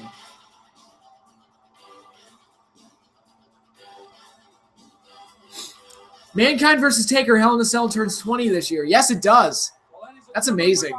Can't believe it's been that long. I was 13 years old when that match happened. Good Lord. There's Paul Ellering. Their partner or partners become the new six-man tag team champions of the world. The disqualification rule, just exactly like Lex Luger and Ric Flair will have at Starrcade, has been waived. In other words, in this match, a disqualification will count the same as a pinfall. But Dusty Rhodes. Thank you for explaining that, JR. Much appreciated. Animal's face paint looks like it would glow in the dark. Let's go to Magnum TA, who is standing by with Rick Steiner. Rick Steiner, this is my first opportunity to really interview you since you made your break from the varsity club. I've been watching your wrestling style real closely, you know, and your specialty, your forte, you may say. Rachel Ellering should join the Authors of Pain at some point. Is she any good? Like, is Rachel Ellering, is like she like talented at all? I'm just curious. I remember seeing her at the Mae Young Classic, but I don't remember like her leaving much of an impression. You used to use that? Yeah, I used to use it. I use it. Well, you do it real good. I'm saying, yeah, Alex taught me how to do it. He taught me real good. He taught me early. Rick Steiner is talking to his hand. I'm immediately thinking of Eric Cartman and my name is Jennifer Lopez. Taco, taco, taco, taco, taco. Taco flavored kisses. Well, just how long have you? My name is Jennifer Lopez. Years. Well, I hope Alex is getting you ready because you got a shot the world television title coming to Starrcade, and I hope he's got you geared up because it's coming up and it's the biggest match of the lifetime. I can't wait until the Steiner brothers start showing up on the Clash of Champions. Those are going to be fun to watch, the old Steiner matches. He's going to beat him to death? Shit, that's a little extreme. Maybe Alex knows where Dusty Rhodes is, because we certainly don't. We're going to obviously check in the situation. Let's take a commercial break while we await the arrival of the American Dream. American Dream, Dusty Rhodes, getting funky like a monkey in public, if you will.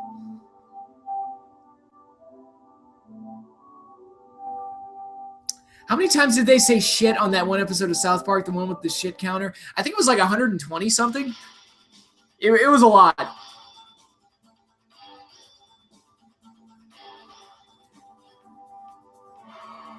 This is Dusty's final Clash of Champions till 1991.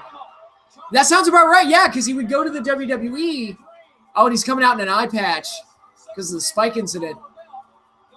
He would go to the WWE in 89 and then come back in 91. And he elbows Ellering. Boom. Come on, Dusty.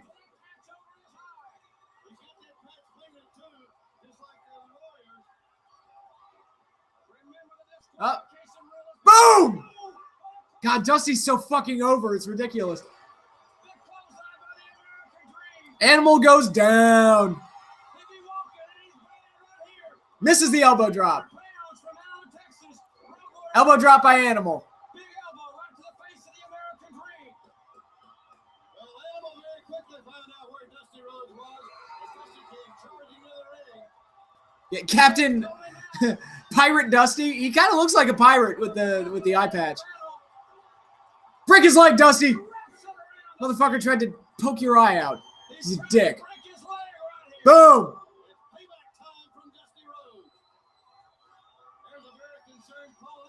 Do you think Cody could ever do the bionic elbow? I think he has done it a couple of times, hasn't he? Well, as they say, you can't judge a book by its cover. The American Dream, Dusty Rhodes.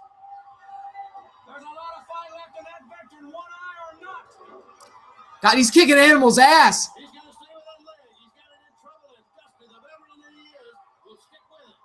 Tremendous intensity in this match.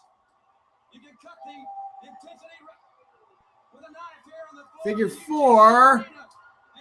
Oh, Rhodes just knocked down the ref. And he's got a figure four on Animal. And Paul Ellering just attacks Dusty. Oh, it's a madhouse. It's a madhouse. A madhouse.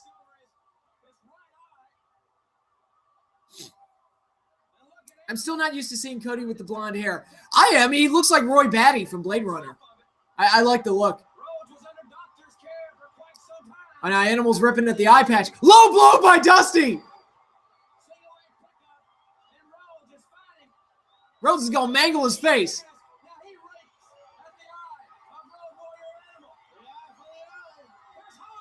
There's Hawk. He's beating the shit out of Dusty.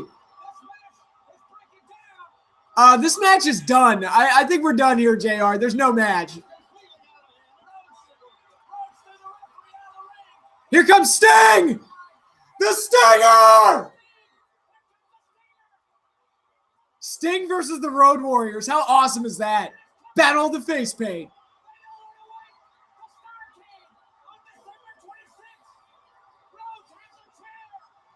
Rhodes has got a chair, and he's going to hit Animal with it in the leg. He's trying to break Animal's leg. Oh my God, this is awesome. He broke like that plastic seating chair over Animal's leg. That's so cool.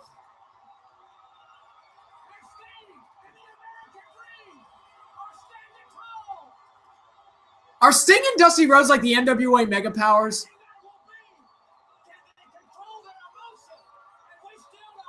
I've never seen Blade Runner. Is it good? It is good. It's a sci-fi classic. I don't think it's as good as people say it is.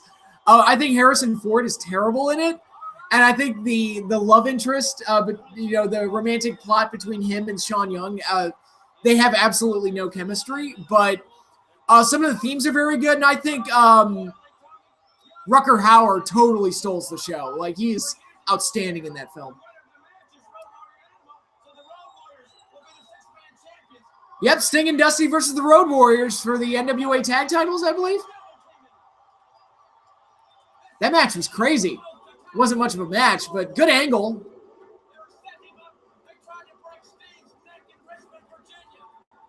I kind of want to watch Starrcade 88 now. It's almost like the segment did what it was supposed to do.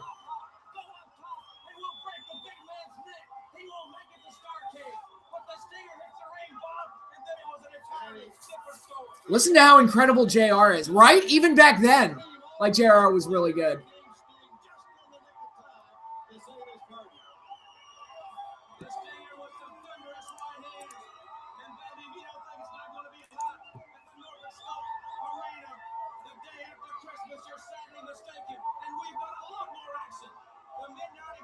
Surprised to see Sting come out without the music and the light show letting us know he's coming out, including LOD. Yeah, right?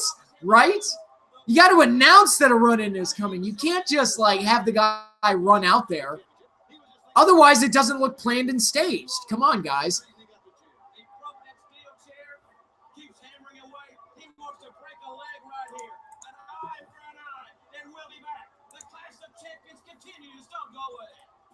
So, did we get an official ruling there on what happened?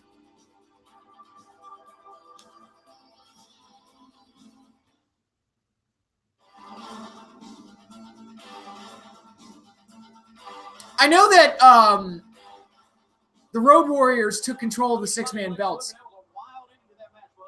I told you, man, there's a prayer there, man. I got to take my jacket off. Because I'm getting a adrenaline phone just like everybody else in the arena, anybody out there watching. This is the prelude. Because this is the thing to come and Starrcade to boy, we're going to blow the roof off that joint in Norfolk, Virginia to Reese. Because, man, now I got to sit here and watch an H-boy wrestle, boy. I know if I can contain myself. It's going up against the Midnight Express and World Champion Ric Flair. It should be a great match, but right now, let's go to the ring.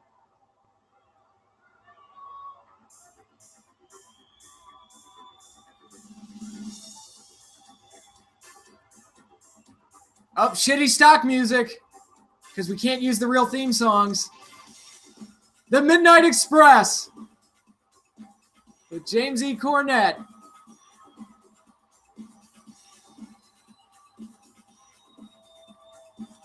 God, Cornette looks like Pee Wee Herman in a bad suit.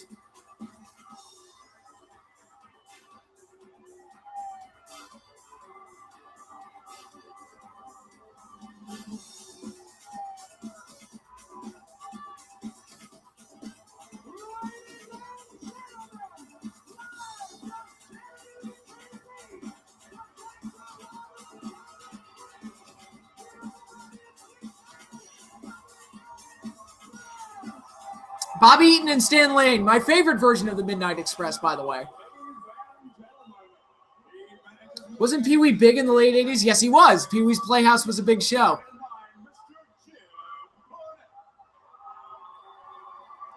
God, don't you want to just punch Cornette right in the fucking face? The shitty music is really drowning out Cornette. Yeah, it was. Yeah, that's another problem. I could barely hear what Cornette was saying. And now we've got Barry Windham and the Nature Boy. Up there are the Rats. There they are. the Nature Boy, Ric Flair. Woo! This is going to be an interesting tag match. Two teams of heels. The Horsemen versus the Midnight Express.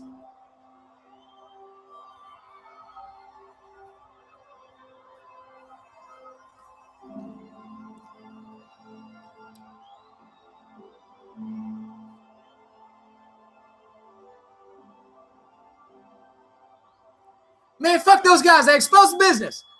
Kenny Omega did a job to a 6-year-old fucking girl, and he exposed the business. Fuck him. Fuck him harder than Derek Queen. I hate Kenny Omega. I hate Derek Queen. Fuck them both. They exposed the business. They're just a bunch of dumb fucks who don't know how to wrestle properly. Fuck them. Man, fuck you. And don't even get me started on Vince Russo. Fuck Vince Russo. Expose the business.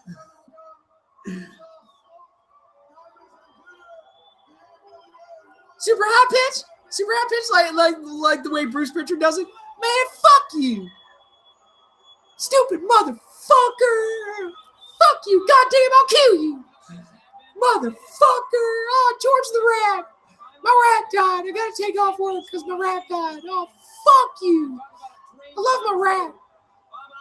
Let's put my rat in a Mankind sketch. Goddamn motherfucker, he's a rat. Fit in perfectly here, motherfucker.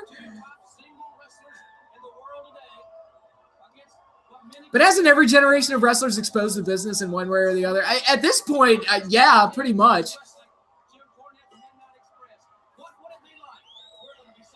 Okay, this is going to be a fun match, I think. You got Flair and Wyndham and the Midnight Express. Well, you know.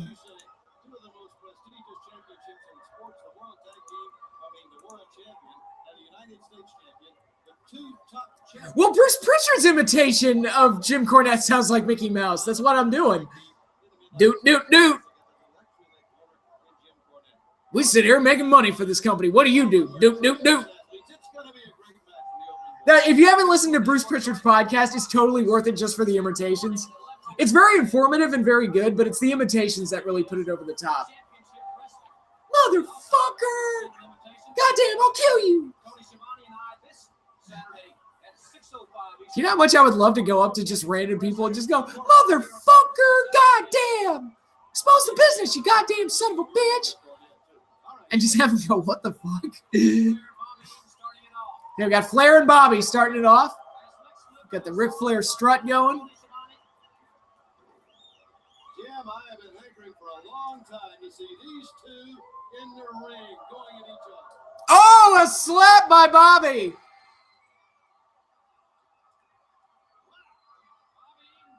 Takes a shot at Wyndham in the corner.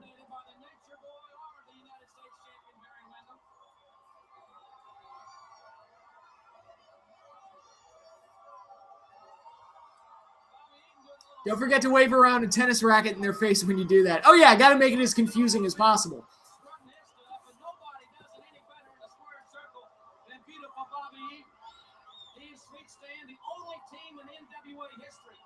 Simultaneously hold the World Tag Titles and the United States Tag Titles. Wasn't there a revolving door in who the fourth horseman was? Kinda, yeah. There kind of was. But this is, I think this version of the Horseman is the best. You get Flair, Arn, Tully, and Wyndham. I think that's the best foursome. Oh, look at Eaton go. He's beating Flair. He's beating the shit out of Flair. Flair goes. Back body drop.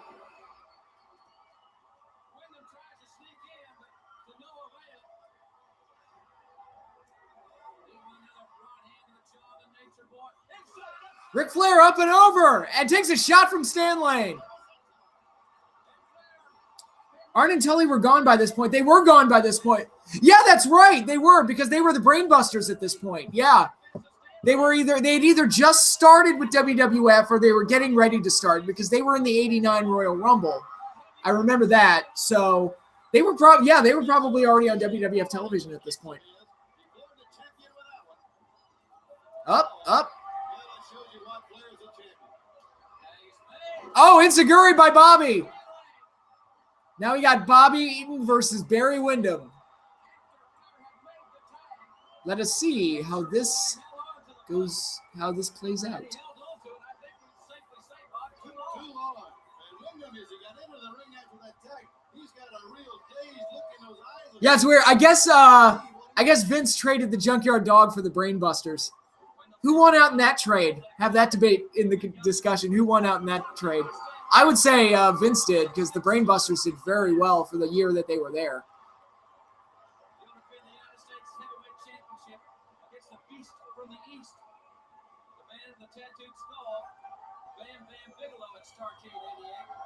Somewhere back in 1989, an unborn revival were watching the Brainbusters and knew that's who they wanted to be.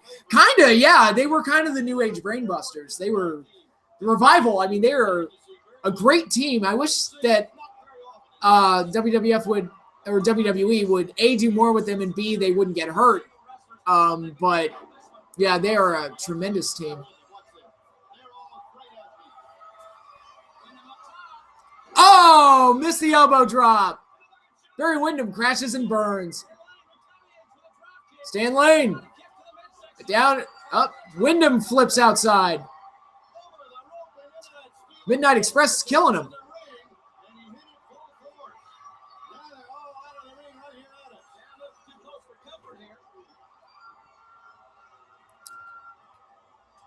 Oh, Cornette would have loved to manage the revival. Absolutely.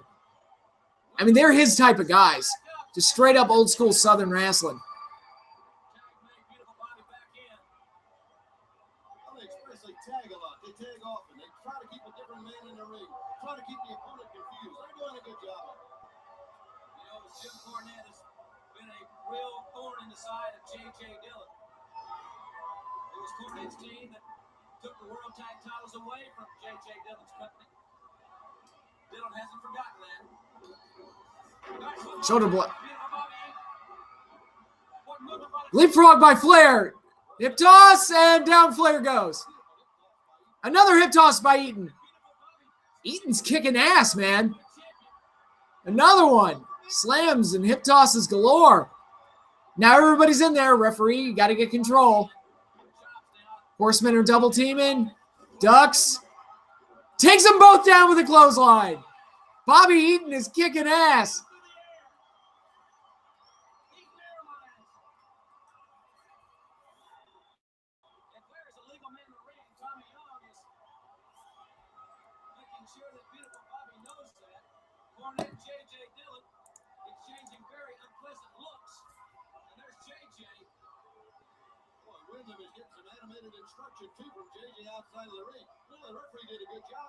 Remember when Jim Cornette and Paul Heyman had a feud over the Midnight Express? Yeah, I did. It was a good feud.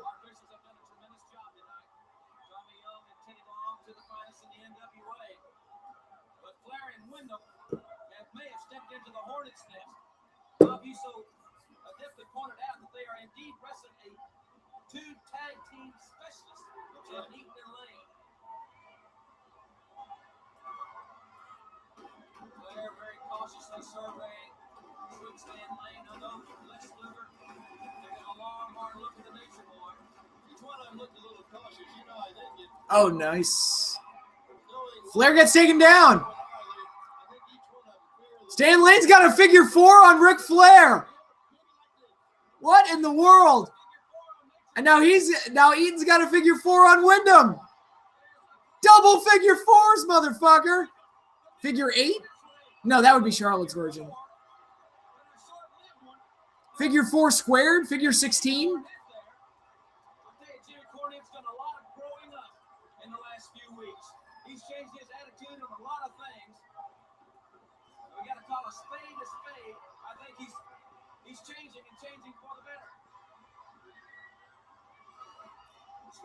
Coming back over the top. Oh, what an elbow on the champion. He's grapevine the leg. Count of 2.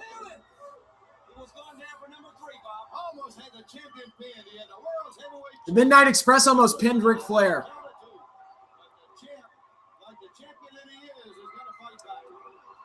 God, the Horsemen are giving the Midnight Express everything.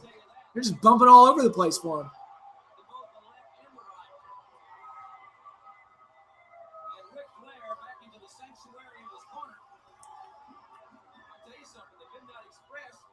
We know that they have had all they can say grace over, battling with the Paul E. Dangerously's original Midnight Express, and of course then settled that issue at Starrcade. And man, they have started out, I mean, like a house on fire here, but now the champion will try to assert himself here. Well, I think that's one thing that makes a great champion. When you get him hurt, that's when he's the most dangerous. And Ric Flair is just like that. Ric Flair, perhaps the greatest champion ever in the NWA. 5 times, Jim. 5 times. This man has been. Ric Flair's been a five-time NWA World Heavyweight Champion up to this point. Flair goes down again. Midnight Express are dominating.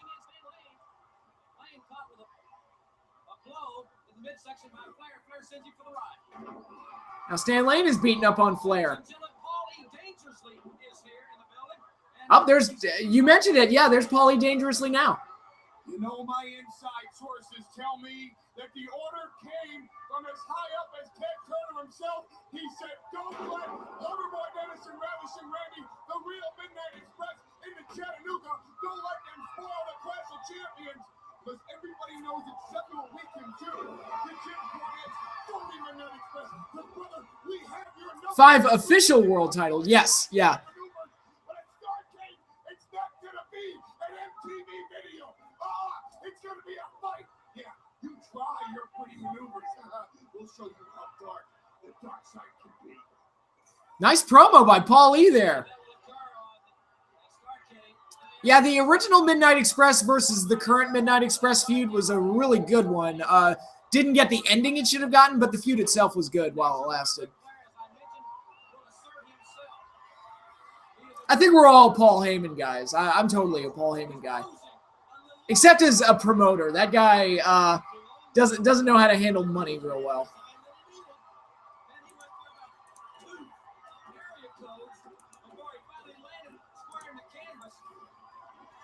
Flair just got slammed off the top rope, and the Midnight Express back in control.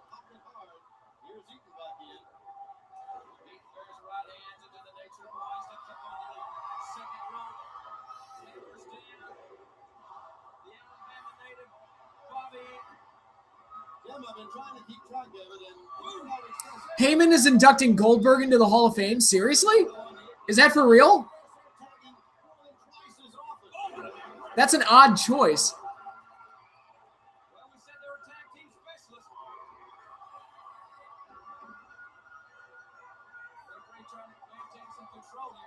Yeah, I would want Heyman at my side as like a creative mind if I were running a wrestling company, but I'd never let him handle like the money or the business side of it. He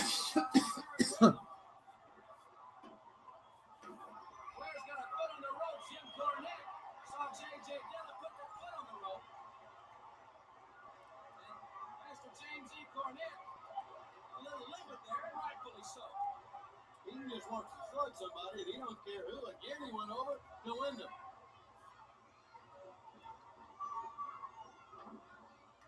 Roll up by Eaton. Flair's down. Flair got the shoulder up. Nope.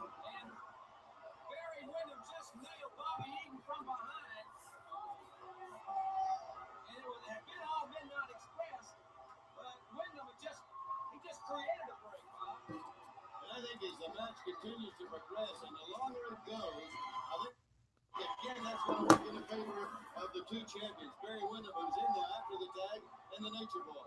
I think the Midnight needed to finish him off and finish him off fairly quickly. Oh, inverted atomic drop.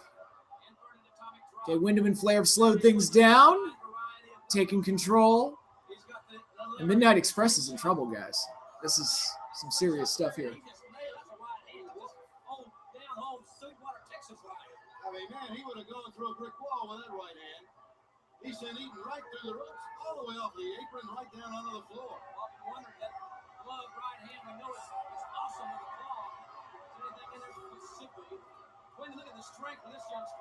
Suplex by Wyndham. Huge suplex. Talk about the glove on that hand. If he ever puts that collar hole around that forehead, you can just call it curtains right there. He's got such tremendous strength and power. He just cuts off the circulation, puts the opponent right out with it. Power slam by Wyndham.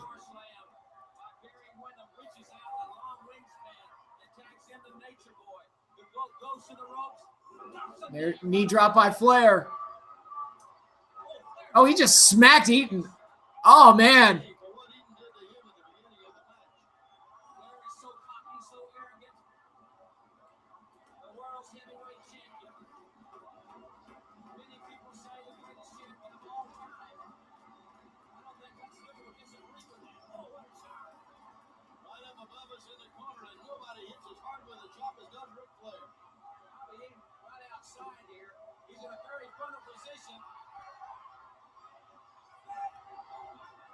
Oh, Wyndham's attacking Bobby Eaton outside the ring.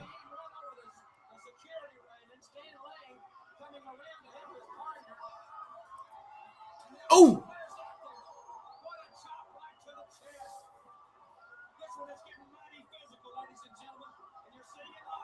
Oh, Flair's getting in the referee's face now. Don't be doing that.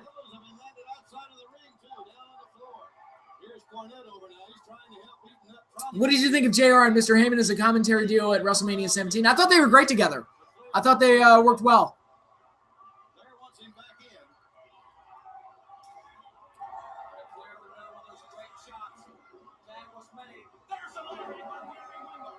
Flying lariat by Barry.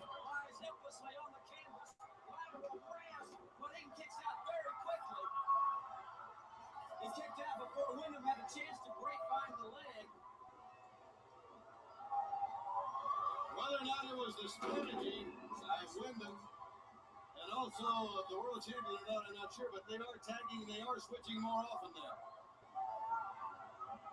Oh, knee drop.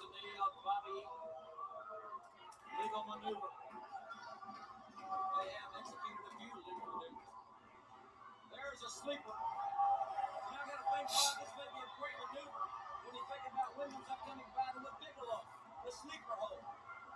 He's got the leverage advantage. He's 6'6". Sleeper hold on Bobby Eaton.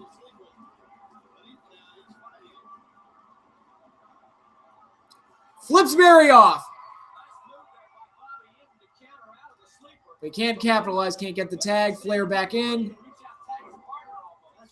Oh, shot to Flair. God, Ric Flair and Bobby Eaton are beating the shit out of each other.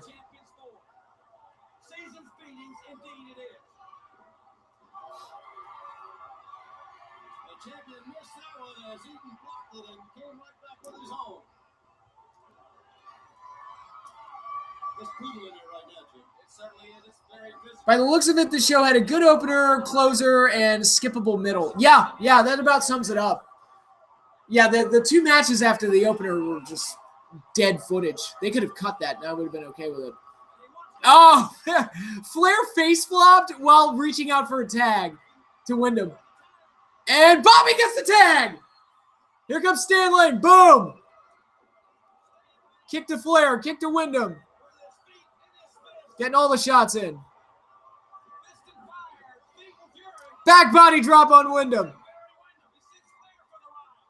Flair goes up and over. Down he goes. Meeting of the minds.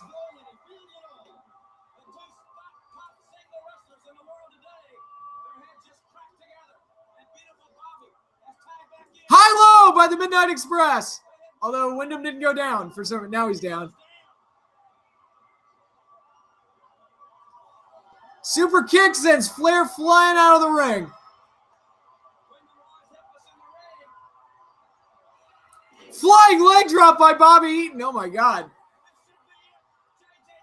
Oh, JJ. Now JJ and Cornette are getting into it outside the ring. This is great. Oh, the Horsemen just cheated. Oh, that's a shame. I feel bad for the Midnight Express. They had that match won.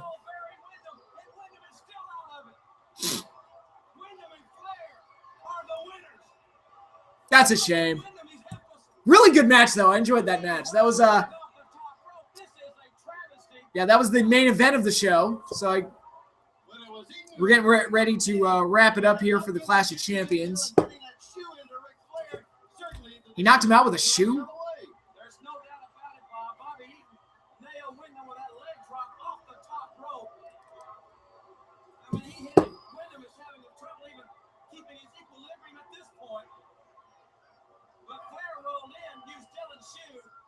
Classic Four Horsemen. Yeah, indeed. Classic Horsemen. It's bullshit.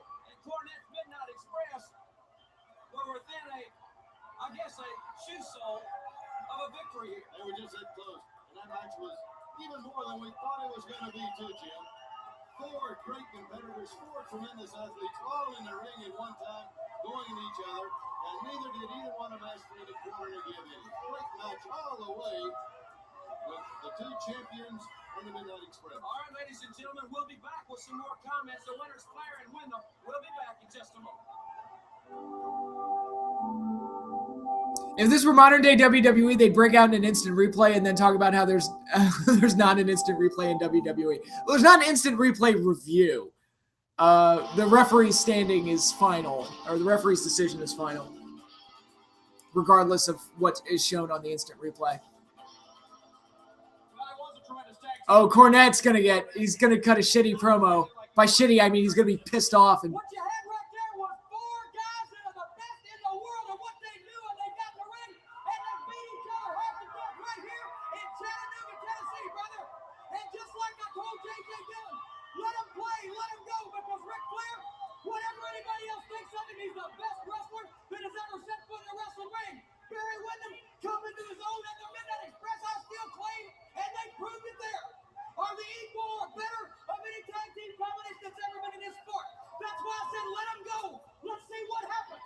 And they beat each other half to death. And Bobby Eaton proved he's been fighting since he was 5 years old. You can ask anybody in Huntsville, Alabama, and he stood toe-to-toe with you, Ric Flair. And Stan Lane, he's got more guts in his little pinky than Barry Windham does his whole stinking body, because Stan Lane stood toe-to-toe with Barry Windham. So it was up to J.J. Dillon. And J.J., I had my eye on you through the whole thing. And I knew when I come over there, you would try something stinky. So I give you a whop. Little did I know that she was going to fumble its way into the ring. And Ric Flair picked it up. And that's the thing that I can't stand, that I can't believe. That Ric Flair, you had to stoop. Because you know you were about to be embarrassed on national television. You had to stoop to take a J.J. Dillon shoe and whop the Bobby into the head with it. Well, let me tell you something. There ain't going to be nothing like that going on at Starrcade. I'm just gonna let Cornette rant here. You're going to lose that title. And in the meantime, J.J. Dillon, I'm going to say this to you. The Midnight Express proved beyond a shadow of a doubt just exactly how good they are. We've already started fixed the Horsemen. There's 2 of them left, and that's Flair and Wyndham. And J.J., if you've got the guts to sign a contract, we want another match. Maybe bring it back here to Chattanooga, Tennessee, brother. Oh my God, Cornette's sucking up to the crowd. Because for the past 6 weeks now, the Midnight Express and Jim Cornette have got dumped on and dumped on heavy. We got beat for the World Tag Team titles through questionable circumstances. You got the original Midnight Express brother coming here and think they're going to do something. And now this. Well, let me say this. We are back in business again. The Midnight Express and Jim Cornette, bigger and better than ever.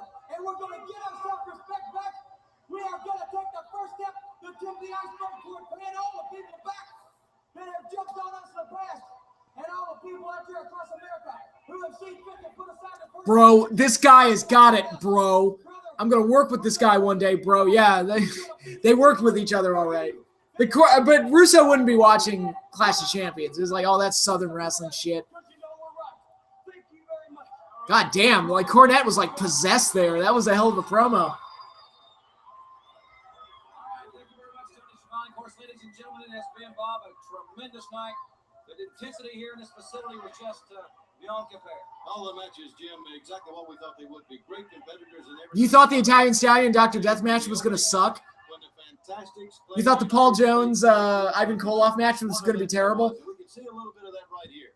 Eddie Gilbert sustained it tremendously. I mean, his arm was just Are we going back to the Eddie Gilbert injury? And there, the final time that it met the steel, that was the 3rd time. Did Cornette inhale during that promo? I don't think he did. I don't think he did. He did it all in one breath. Fantastic. Come back into Chattanooga. This must be a great city for them. This is the 2nd time they've been in this building and have won the United States tag titles. Then, of course, we had that match, the eye for an eye. Road Warrior Animal and Dusty Rhodes. Are we going to get a ruling on what the finish was there? I know the Road Warriors got the 6-man tag titles, but did they announce it? Gentlemen, as you're going to see, the American Dream Dusty Rhodes brings a chair into the ring. Now that there's two things we need to remember here. He's trying to break Road Warrior Animal's leg. He had tried that earlier in the match, but he breaks this chair all over his leg. That causes a disqualification for Rhodes, and the Road Warriors will have the opportunity to pick a third partner.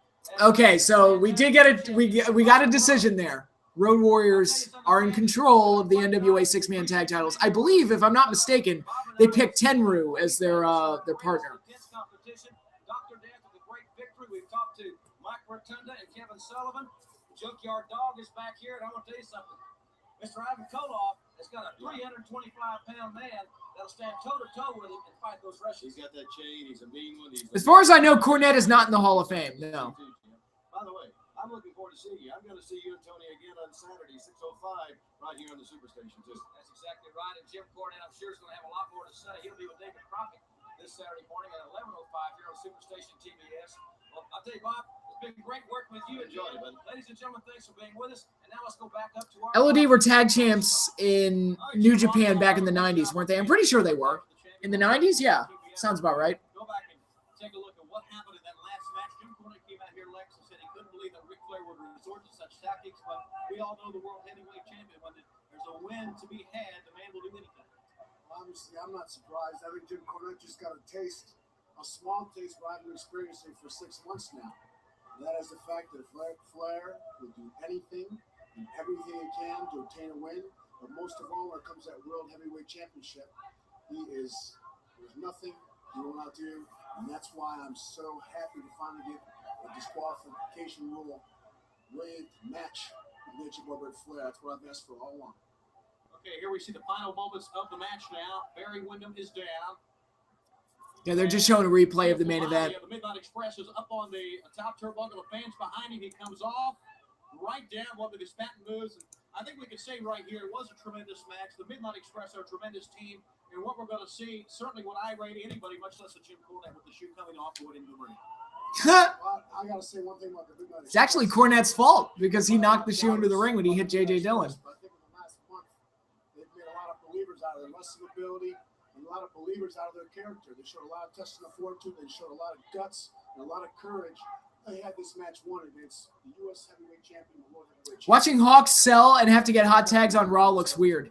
Yeah, for the Road Warriors, like them selling and getting hot tags looks strange. Because they're the Road Warriors. You expect them to just murder people. Is a tremendous month for all of us in NWA. This man right here, the total package Lex Luger. I know right now, in the greatest shape of your life, you are prepared to do battle. We look forward to seeing big things out of you for the remainder, especially of 1988. Well, you know, Tony Schiavone, I'm sweating right now. It's been a hot night here in Chattanooga, Tennessee. He just gassed up on steroids. Of course he's hot and sweaty. It's been a tremendous pleasure being here with I'm a you. dick. That's a dick thing to say. I'm enjoying watching the match, but most of all, I wish I had my tights on. I was out there myself. It's been a long time coming. The Nature Boy and the total package have a clear-cut winner in a match. And that's what I've wanted all along. And Lex Luger is ready to do whatever is believed he can do. And I know I'm in the greatest physical condition. I'm in the greatest mental condition. My confidence factor is at an all-time high for Ric Flair. And I'm waiting on it. Okay, for Lex Luger, Jim Ross, Bob Cuttle, I'm Tony Schiavone. Superstation TBS. Have a good night, everybody. Thank you, Porn Stash Shivani. Okay, and that concludes Clash of Champions number 4, Season's Beatings. To sum up the show, I think it's probably the weakest one we've had so far in me doing these live streams. But not a bad show. I think the matches in the middle really dragged it down. The Dr. Death Italian Stallion match went way too long. Like, way too long. Let me pull up the match times. I want to know how long that thing went. Something that should have been a squash match went like ungodly long.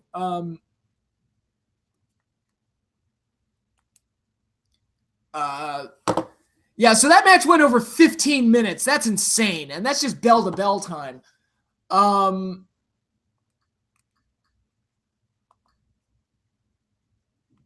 Just get ready to pull it up. Okay. Yeah, so the matches in the middle weren't that great.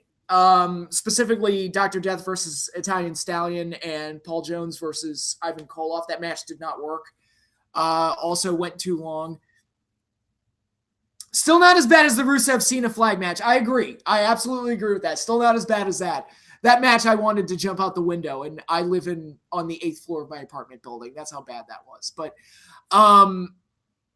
yeah, the matches in the middle really dragged the show down, but I thought the opening tag match was really good, and I thought the main event was very good. So it was bookended nicely. And even though the match was really short, like the Animal and Dusty Rhodes like angle, I thought was well done and very intense. So that was fine too. So overall, not a bad show, but probably the weakest one we've had so far. So weird seeing babyface Jim Cornette, right? That is really strange. So, all right, we're going to get ready to do Saturday night's main event 5. I'll be pulling that up in a few minutes. I'm going to go take a quick break. I got to run to the bathroom, and I want to get another drink. But I'll be back in about, give me, let's say 5 minutes, okay? I'll be back in about 5 minutes. See you guys in a sec.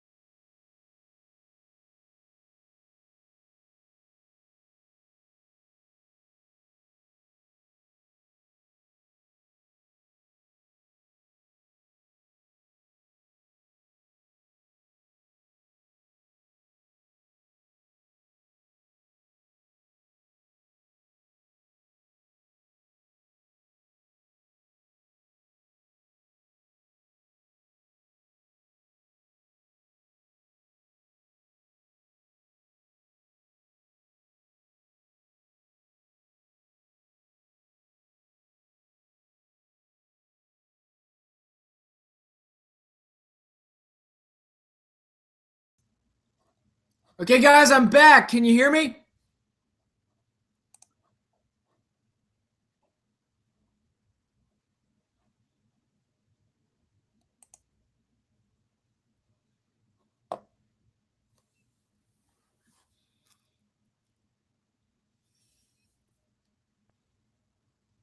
You guys can hear me, right? Loud and clear. Okay, good. Good. Just had to get myself a snack, go to the bathroom, all that fun stuff. Okay.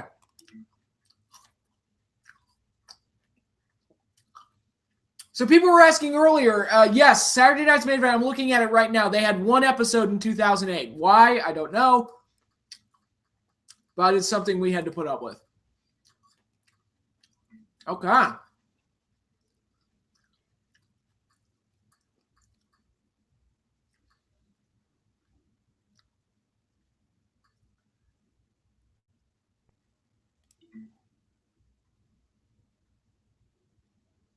All right, I've got it pulled up right here. We've got Saturday Night's Main Event, March 1986. So this would have been right before WrestleMania.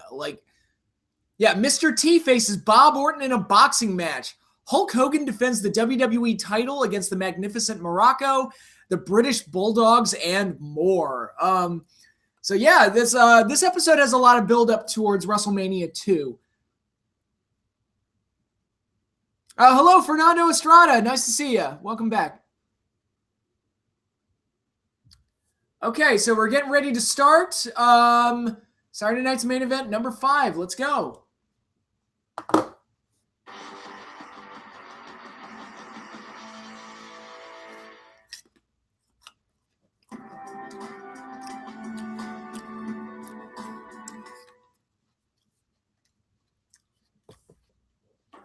All right, the man pulverizing this water bag right now will be making his long-awaited return to center ring on tonight's Mr. T, he's back, fool. Mr. T, if I can have your attention. T, What you want, fool? Doesn't Tim trying to work out, trying to get ready? Are the Bulldogs in the Hall of Fame? No, they're not. And if they do go in, like Davey Boy will go in by himself. I don't think Dynamite will get in because he's a bit of an asshole and nobody likes him. Let me tell you something. This ain't gonna be no fight. This gonna be a war. I'm gonna smash the chump. When I get busy, him gonna look like you. Now get out of here. Mr. T, get here, fool.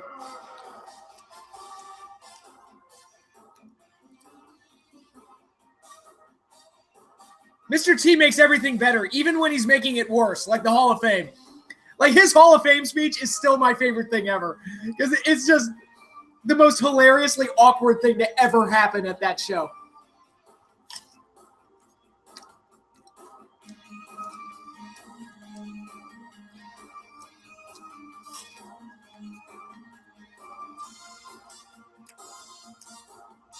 Hulk Hogan, yo.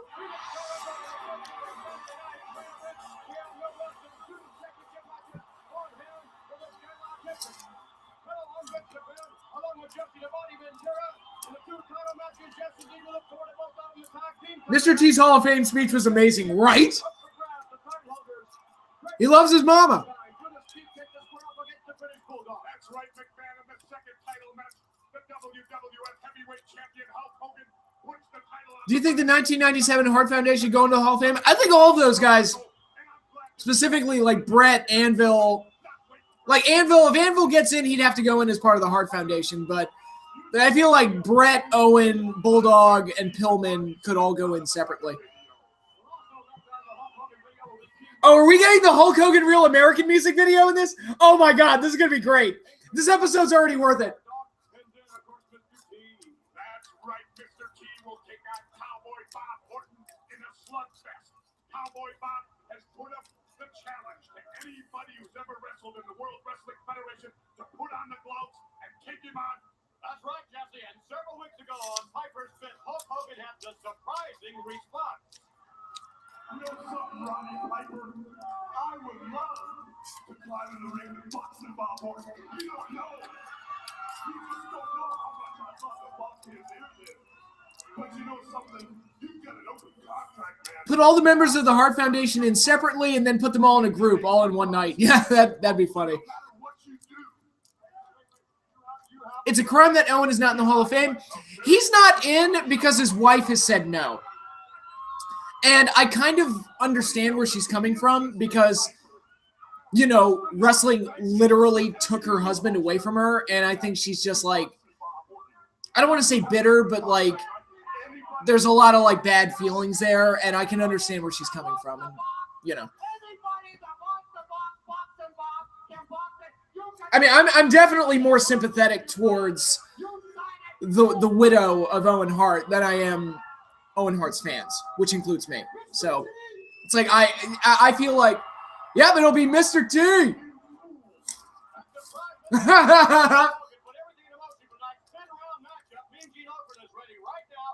10 rounds of boxing.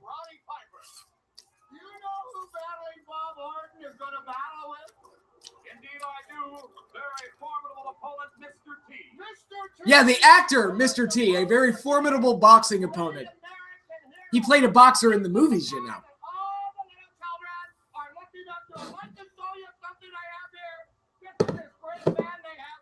Here's a lovely picture from a newspaper with Mr. T and Boy George. Well, there's the kind of guy I want my kid hanging around with. You got this guy with a head that looks like he's wearing a Johnny Buck. He's going to go out there, and you know what, brother? This ain't Rocky 148 here, brother. This ain't Mr. Slice Buster Stallone here, brother. You're talking about a real man here. Gentlemen, I thank you very much. Cowboy Bob Orton with the gloves on, ready to battle Mr. T. All right, thank you, Junior. We're looking right now at the traditional pre-fight wrapping of the hands. In this case, the lethal right hand of Mr. T. This is the last step in his rigorous training program. FT Legend, damn, you haven't missed Saturday night's main event. We just started. We're getting ready for the Mr. T versus Bob Orton boxing match.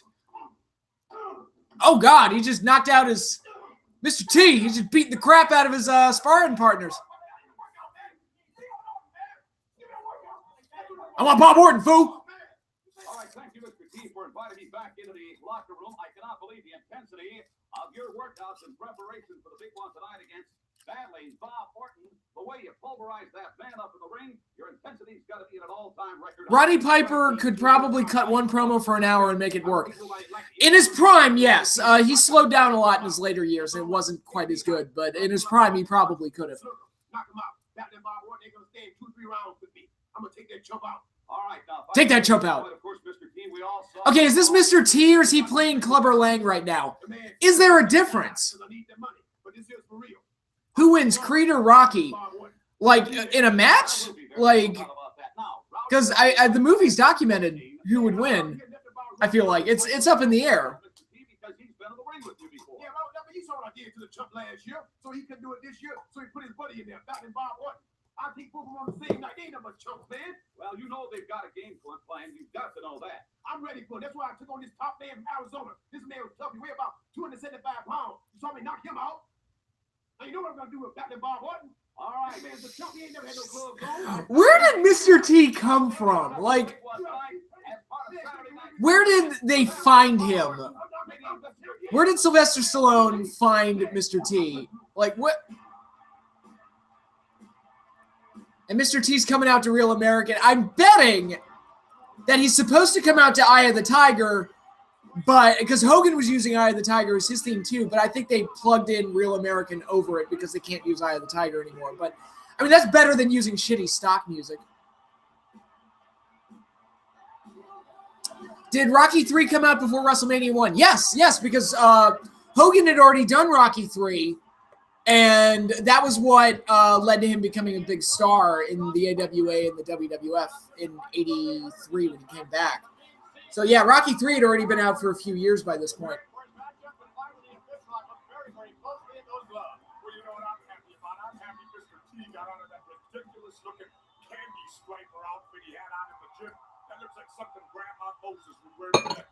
I love that that Jesse Ventura is making fun of someone else's outfit and saying it looks stupid.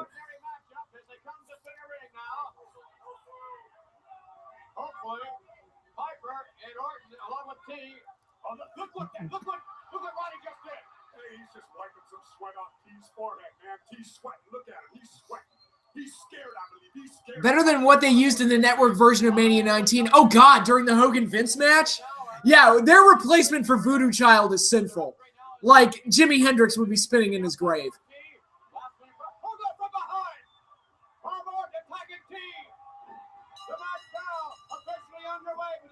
Here we go, boxing. Starting a wrestling show with a boxing match. This would never fly today. The audience would be shitting on this like nobody's business.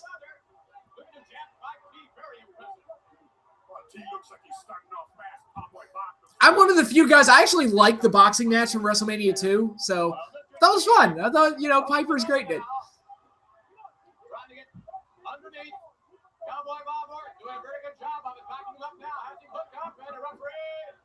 Look at Orton holding on behind the neck. Look at that, Jesse. What are you talking about, McMahon? It was T that pushed Orton into the ropes. Jesse, look. Now the referee giving the warning. Cowboy Bob Orton justifiably so. That referee don't look like Arthur McCampy to me. T now. Backing off a little bit, trying to move into the inside. And as you say, oh, look at this. Orton's looking pretty good there, and again, they're locked up. And the referee trying to separate them. Yeah, it could definitely get rough in the corners, McMahon. That's what I'm looking for.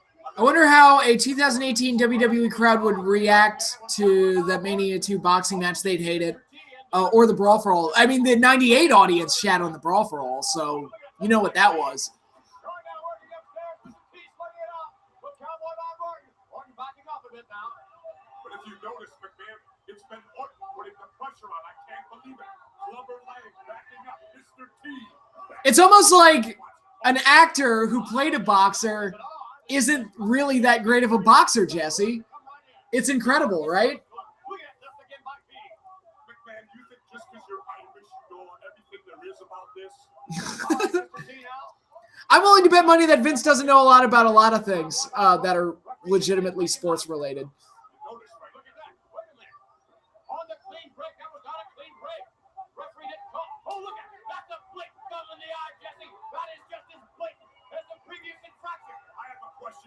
Wasn't Brawl for All WWF's response to UFC when it was really hot? It was more like UFC was an influence on it. Oh, Mr. T got hit in the eye. Obviously, Roddy Piper's strategy has worked.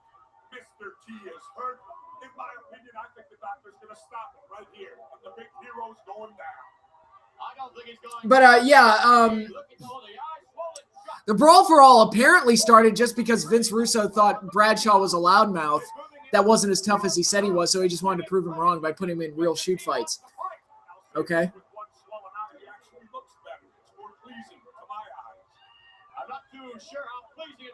Yeah, 90. It was before UFC had become like the household brand that it became just a few years later. But round one is over. Oh, a cheap shot by Orton. Beautiful shot. Beautiful right hand by Cowboy Bob Orton. Mr. T, his hands held down by his side by the referee. The round officially over. The referee backing Mr. T off. I wonder if all the Bradshaw bully stories are just him overcompensating for Brawl for All. No, I think it's more like Bradshaw came from that older generation, that old school thought, and he thinks he needs to protect the business. Wants to test people's like mental toughness and how much shit they can eat. I think that's a lot of it. There's the frat house mentality. I think that's a lot of it. Yeah. Although I notice I've never heard any stories of him pulling that shit with Lesnar. I wonder why. Okay, second round.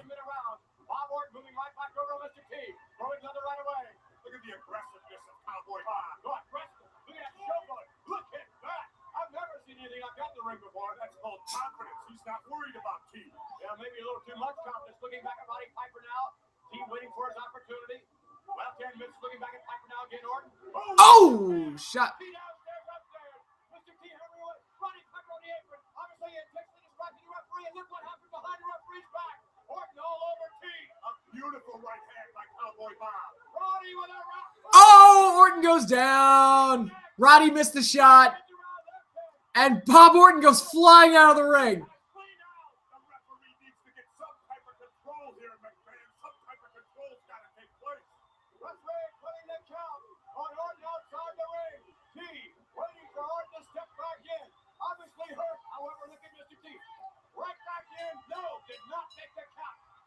And Mr. T wins it.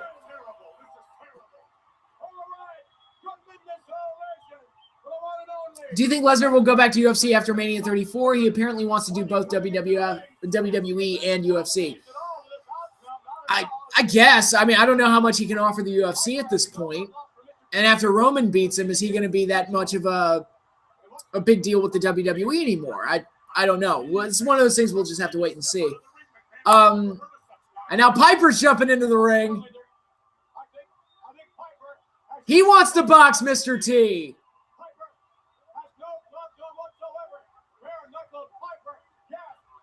Bare knuckle, okay.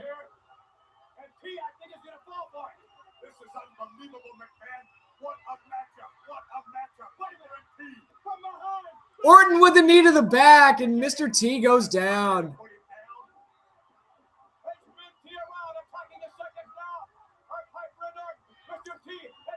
Mr. T is getting beat down by Piper and Orton.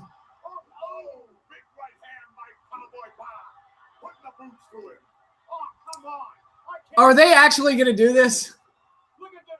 Okay. Oh, my goodness. I forgot that they did this. Okay, so we've got Cowboy Bob Orton holding T down while Roddy Piper takes a leather strap and whips Mr. T. So what we have right now are two white guys whipping a black guy. But you know they're heels, so it's part of the story. It makes perfect sense.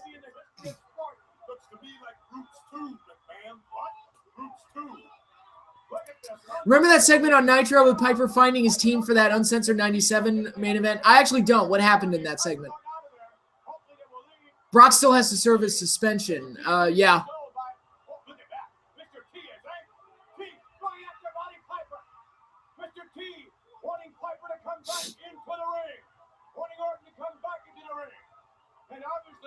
In a shoot boxing match, Piper would have beaten T in 30 seconds. Probably. He actually has a boxing background.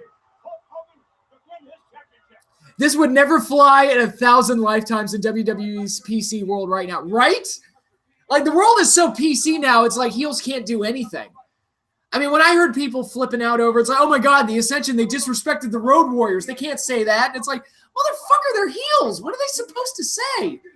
My God, everybody gets so, like, sensitive about this shit. Would you, you think Roddy Piper is dirty? Would you say he's a dirty white boy? Perhaps, maybe, dirty white boy? All right, it was a 2-on-1 situation. You want Piper, Mr. T. You demonstrated superbly your boxing skills. I am amazed. Yes, his work boxing skills serves him well in the movies and in worked fights. I don't like dirty fighters. Pay the food. Pay the goddamn food. Fuck them. Mr. T. And they're showing replays of him whipping Mr. T. Oh my God. I'm laughing because this would never, ever, ever even get past the drawing board today. Here's a weird sentence I'm about to say. King Kong Bundy has, it looks like does he have eyebrows or are those like shadows over his eyes? Because he wants Hogan. Okay, he doesn't have eyebrows. Okay, because I was going to say, it kind of looks like he has eyebrows there. It's like, it's weird to see King Kong Bundy with eyebrows. Foreigner shout out by Patrick. Fuck yeah. Tommaso Ciampa is the best heel in WWE, and he barely does anything. He does everything he needs to do to get heat, and that's all that matters.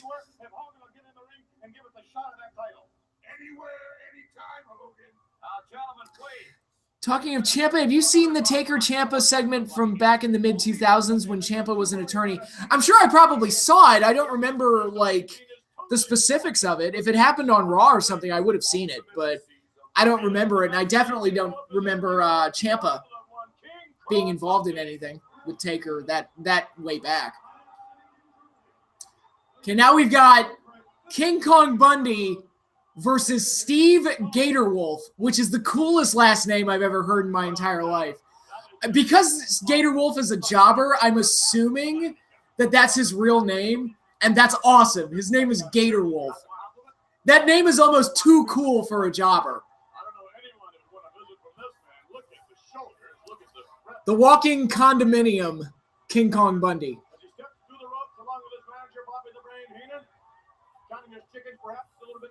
During the Hassan angle, okay. That thing that we're not supposed to remember.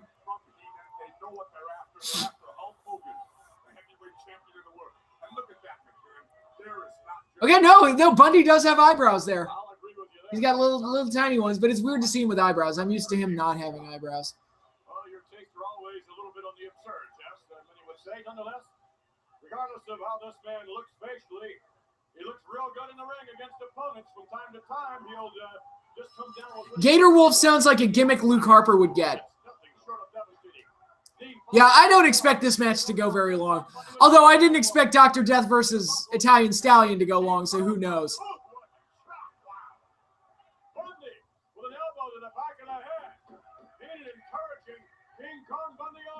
Into the corner. Gatorwolf has no offense in. Shot by Bundy. And avalanche! It's over, buddy. Is he going to do the 5 count?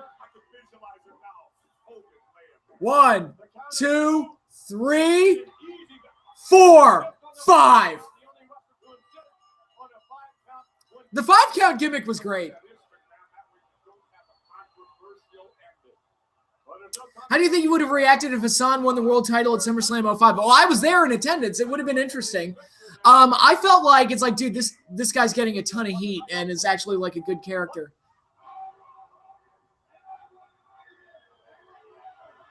Bundy wants Hogan. He's hungry. Was that shorter than Bundy's 9-second win at the first Mania? I think officially it might have been shorter. Because the 9-second match was not 9 seconds. That's one of the funny parts about it. Now I know where Big E's NXT 5 count gimmick came from. Yep, that's exactly where it came from. King Kong Bundy.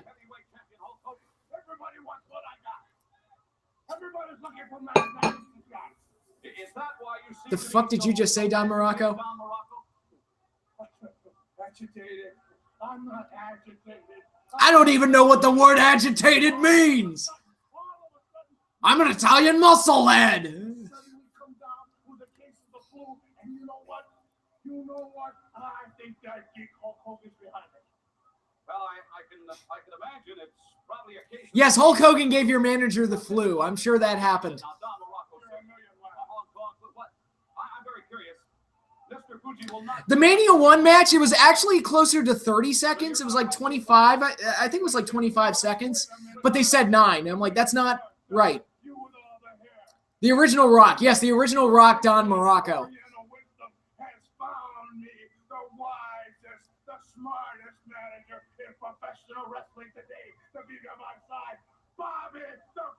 Bobby Heenan managing Morocco for one night in his title match against Hulk Hogan.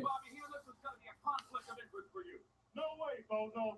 I'll tell you for 2 reasons. 1, Mr. Fuji is a very, very good friend of mine. And 2, anytime anybody gets in the ring with Hulk Hogan, I'm there to have support. I'll be in that corner. Why doesn't Undertaker want a proper send-off on Raw?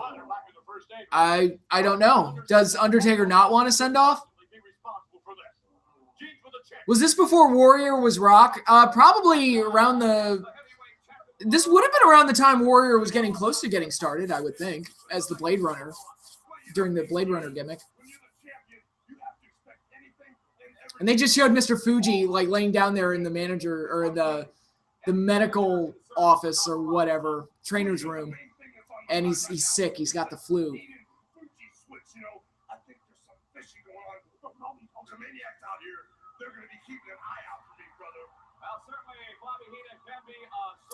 Have you heard rumors of The Undertaker being the American Badass at Mania this year? Yeah, that'll make the match so much better.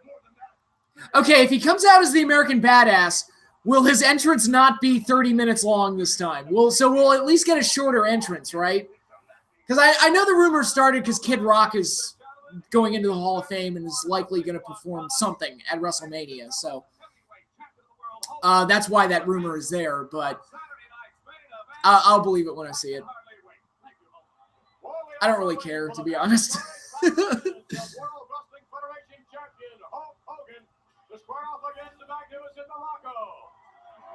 Flash Borden. Yeah, that was Sting's name, Flash Borden. Come on, that's clever. It's a pun. It's a clever pun. Vince Russo loves puns.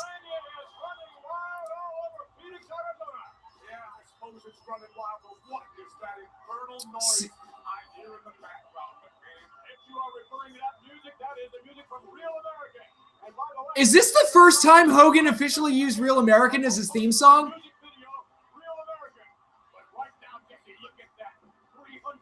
Is this the first? Because Jesse's reacting to it like it's the first time he's heard it. Historic. Hogan uses Real American for the first time. Sting. Ah! Savior of the universe. Welcome back to Phoenix, Arizona. Hulk Hogan and his title events against the Taker's gong should just hit, and then the lights go down, and then he appears in the ring.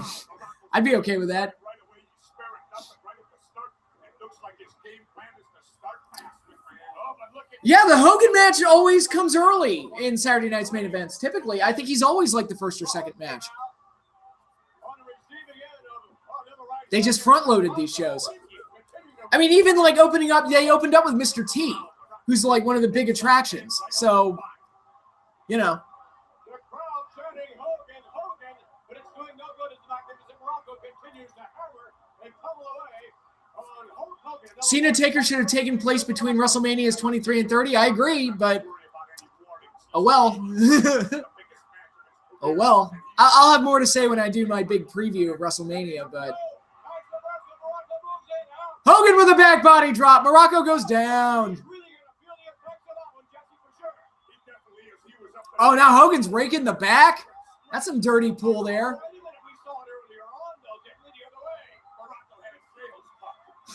Morocco had his nails cut. Oh, Hogan beat up the little guy. That's funny. Ha ha.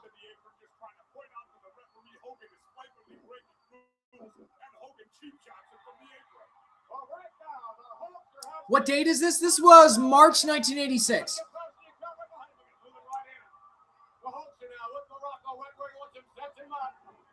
Into the corner. Hogan with a clothesline.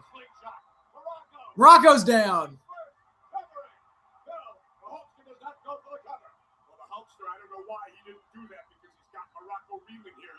Is Hogan wearing red and yellow? He's wearing yellow tights and boots, but white knee pads. Atomic drop sends Morocco over the top rope now and out of the ring.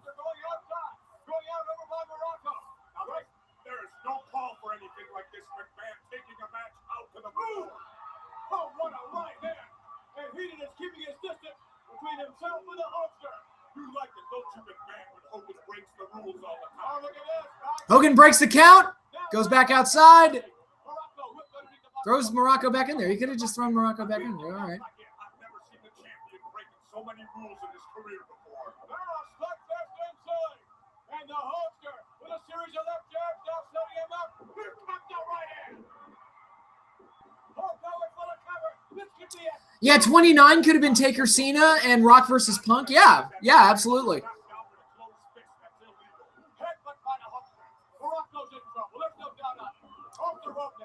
God, Morocco's getting his ass kicked. Bear hug by Hogan. That's so weird seeing Hogan lock in a bear hug. I'm used to seeing him in it.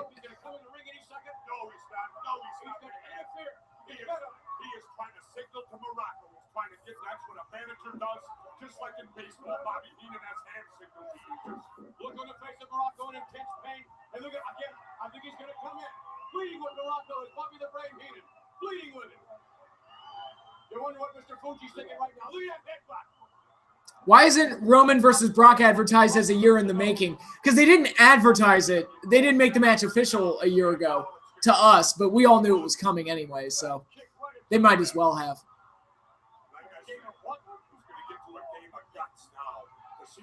reach down and come up with it when it's needed. Well, right now, Morocco is in control. And ooh, another kick to the open rib section of the champion. The magnificent move drops the knee across him now.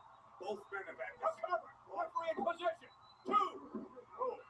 What a kick out there with some authority. Okay, Morocco's in control here.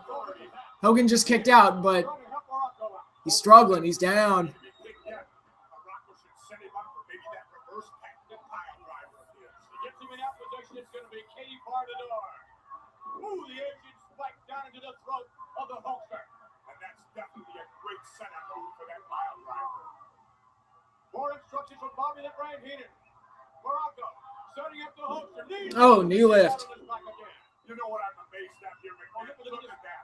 That's what I'm amazed at. Bobby Heenan, a substitute, a quick substitute for Mr. Fuji, and yet him and Morocco are growing together like bread and butter. Indeed they are. What did you think of the Piper Austin segment from WrestleMania 21? I thought it was kind of boring, to be honest. Didn't really do much for me. I mean, you'd think putting those two together would be like somewhat historic, but it just didn't. It didn't click. Hogan, but that don't matter to Morocco. He's like the old Oakland Raiders. He loves to be the visiting team. That's not going to affect him. I don't even remember what they talked about, to be honest. That's how much of an impression the segment left on me. Headbutt that looked a little low. That looked like kind of a low blow there from Morocco. Warned about what? He hit him completely there with an open hand. Oh, and there, the ripping across the eye area from the laces on the boot. You saw it, Jesse. I seen it. I love it. After the title. You can see that. Russian leg sweep. And there we see another hold applied by the magnificent one. And now Morocco climbs up top. being counted down by the referee. From the middle rope, he's coming down with the spike. Hit it! He got it in. Go for that pile driver, Morocco. Go for the pile driver right now. Hogan is set up. He needs to go for that finishing hold right here. A kick to the face by Morocco. And a kick to the head. Follow through. Now Morocco covers him under there. A new champion perhaps two. A kick out on Oh, Hogan's hulking up. I told you, Morocco should have gone for that pile driver there, McMahon. Morocco moving right back in a series of rights and lefts now. But I think, look at this. The Hulkster getting himself going. Jab with momentum now. On his feet. The jab seemed to have no effect at all. Pull with a right hand. Why don't you do super chat donations? Backing Morocco in the corner. I don't know. Never thought about it. Wilson with the elbow. Hook shot. 85 Piper versus 98 Austin would have been an amazing mic battle. I agree. Big boot by Hogan. Covering. Off the rope. And a leg drop. Oh, wait a minute. And Heenan runs in and causes the DQ, and Morocco loses anyway, so it doesn't matter. And the Brain disqualified. Brilliant on the part of Bobby Heenan. Morocco looked as though he was going to get pinned, and Heenan doing his manager's job. I keep hearing how big Bruno Sammartino was. Just how big was he on the same level as Hogan? He was huge. I mean, he was amazingly over for the New York territory. He wasn't, I wouldn't say he was as big as Hogan. Oh, wait. Here's Bundy. He's attacking Hogan. Bundy to the rescue. He looks like the cavalry, McMahon. This is the build-up for WrestleMania 2. We saw him earlier. And look, oh no. Double team. Coming to look. Oh, Morocco's holding Hogan in the corner. I know what this is. Champion held. Yep. Avalanche. I love it, the avalanche. Heenan giving instructions in there. And here comes. Oh no. Bundy just tossed the referee around. Right out And a second avalanche. This is brutal, McMahon. Look at Bundy. He's just measuring him off. He's measuring Hogan off. Morocco holding onto the arm. And a third one. Morocco holds him up. But now the Hulkster down on the canvas. Have you ever heard of the movie 20,000 Leagues Under the Sea? Yes, I have. It's a great movie. I really enjoy it. One of Disney's better ones. But going back to the Bruno Sammartino thing, he was really big in the New York territory. Was a huge star, huge attraction for years and years and years, like a really long time. So yeah, Bruno was a big deal to the company as a whole and to the territory and as a national star because he had some level of national recognition because he was big in New York. And if you're big in New York, that's who, you know, you get a lot of the attention because that's where a lot of the media is. Would Undertaker work now? Well, no, because they would have booked him like shit. How do I know that? Bray Wyatt. Did they do a rib injury angle going into WrestleMania 2? Yes, they did. Yes, they did. Hogan actually went into the cage match at WrestleMania 2 like with his ribs taped. Would Carlito have worked in the 80s? I think so. I think he had the personality to fit in that era. And he wouldn't have been hindered by, having to be fed to Cena 14 billion times. He probably would have been kept apart from Hogan for the most part. Oh, Hogan's hurt. And the British Bulldogs are out there to help him. I didn't know they were his friends.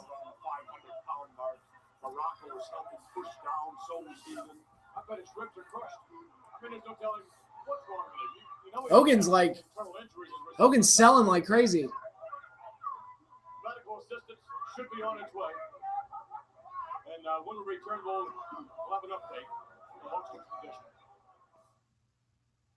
World Wrestling Federation champion Hulk Hogan on his way from the ring, obviously on his way out. Bray Wyatt is supposedly getting a repackaging. That character has been dead since the Cena feud. Does that sound familiar? Yeah, it does. Cena has... Yeah, feeding him has ruined a lot of characters with potential. Bundy with a series of avalanches into the back of Hulk Hogan, just crashing down into the rib area of the champion. And let's take you back, Gene. Give us a break, get back up. Gene? Okay, we're seeing Hogan being loaded into an ambulance. People absolutely beside themselves. Gorilla Monsoon, attending position. Hello, Elijah. Welcome to the stream. Who's cut down more characters, Cena or Triple H? Oh, God. Probably Cena, I would say, to be honest. Because it was just, with Cena, it was just this constant. Any new guy that got over was just going to get fed to Cena. It was just ridiculous.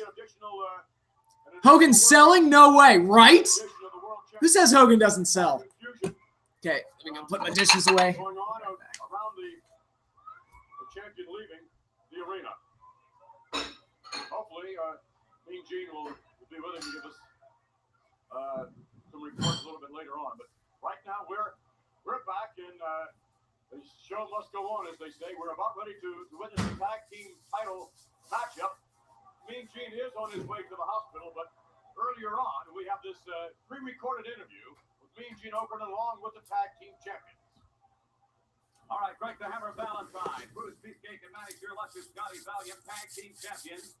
Less than a month ago, you met tonight's challengers, the British Bulldogs, and lost for the first time in almost a year.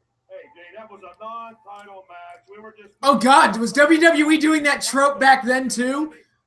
Where the champions lose non-title matches all the time? Remember when Ziggler feuded with Cena and didn't win a singles match by pinfall or submission?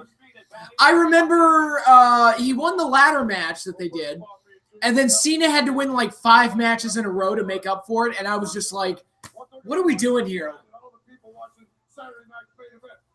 Okay, so we've got the Dream Team versus the British Bulldogs for the WWF Tag Team titles. They did this match at WrestleMania 2, and I thought they had the match of the night at Mania 2, so this could be a really good match, or it could just be like a storyline angle to set up the bigger match at WrestleMania 2. Because I know the Bulldogs don't win the titles here. As a matter of fact, we have that footage. Let's take you back now to January of '86. Here, Davey Boy with Brutus. Non-title match losses. I hate that. It's a stupid trope. Like, Tremendous power slam by Davey Boy there. Coming in to interfere was Greg the Hammer. What is this? From behind, and look at this extraordinary. Nice finish. I like that. They're showing replays of the finish between the Bulldogs Dream Team match, the non-title match, and it's like the finish is actually pretty well designed.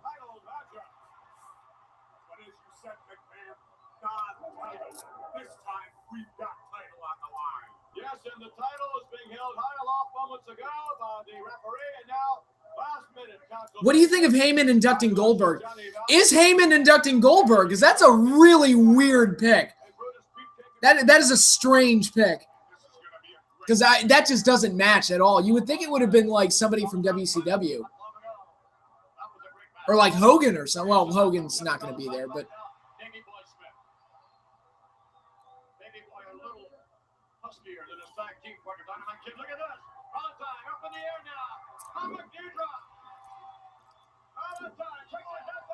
Valentine is in the Bulldog corner, not where he wants to be.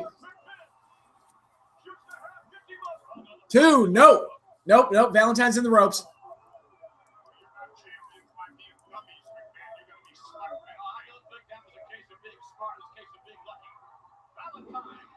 Vince McMahon, I hate the heels. Ugh. They were lucky.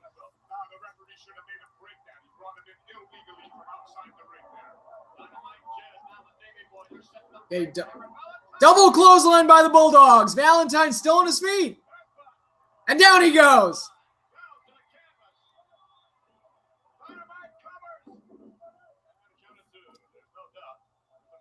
Imagine Kevin Nash inducting Goldberg. That would actually not be a bad pick.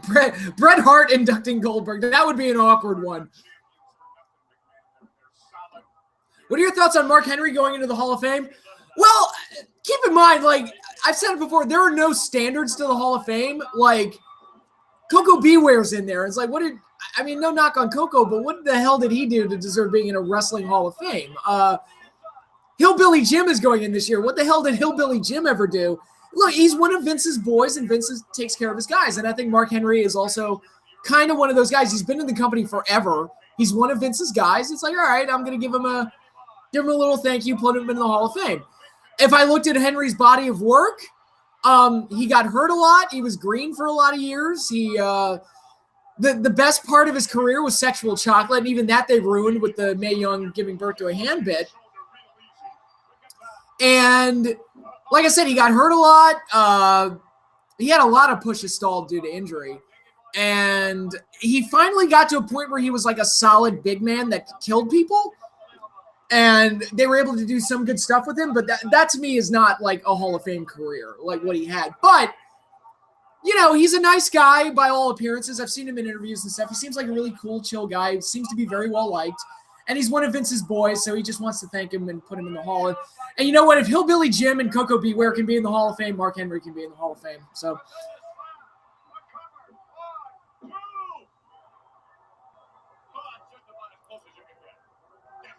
there's going to be a lot of Sexual Chocolate fans at the Hall of Fame.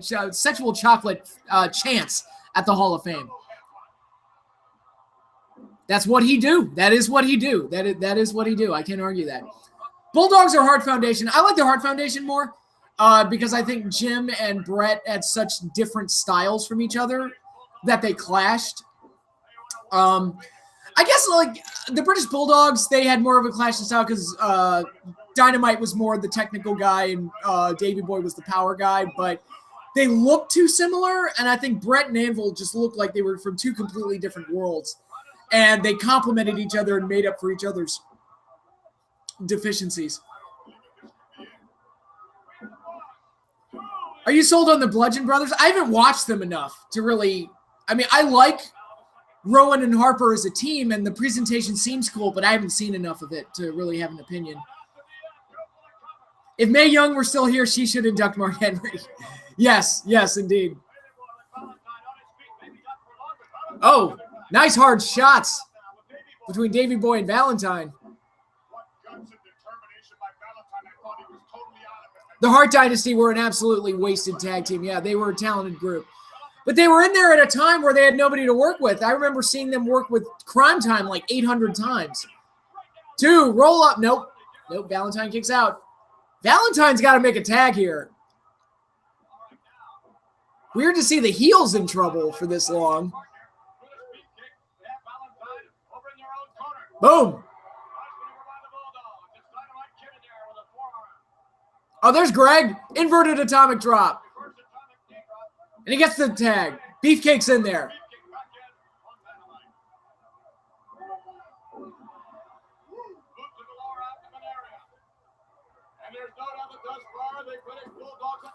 Takeover New Orleans is going to be great. I agree. Yes, I can't wait for it either. And I got Luscious Johnny V and Captain Lou Albano going at it outside the ring.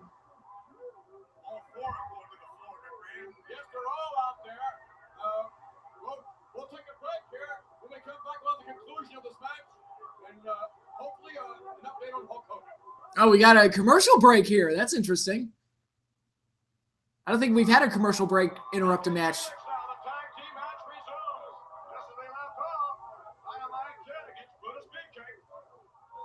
Would fans rather see Taker versus Sting or Punk versus Bryan? I'd say Taker versus Sting because it's never happened before. But me personally, I'd like to see Punk versus Bryan more because it's like I know what Taker and Sting is going to be, and a lot of fans have blinders when it comes to Taker. So.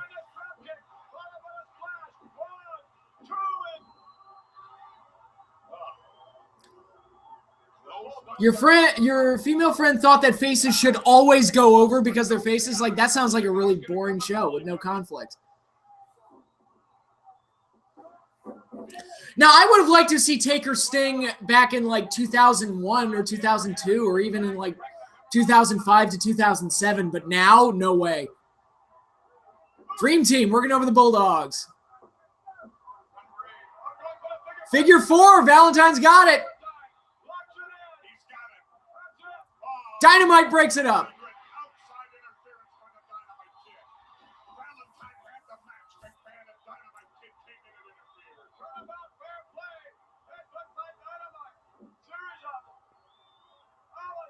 Dynamite gets the tag, and he's beating up on Valentine now.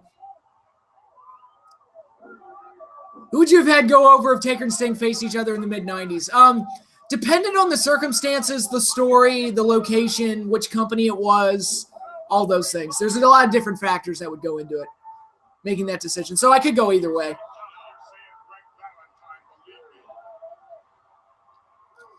Valentine with an elbow off the second rope. 2, no. If they booked the invasion angle right, Taker versus Sting would have been perfect for Mania 18. I agree. I probably would have even done an angle where Sting targets The Undertaker and tries to coax him back into being the dead man. Shoulder breaker by Valentine. 1, 2, no. Dynamite kicks out again.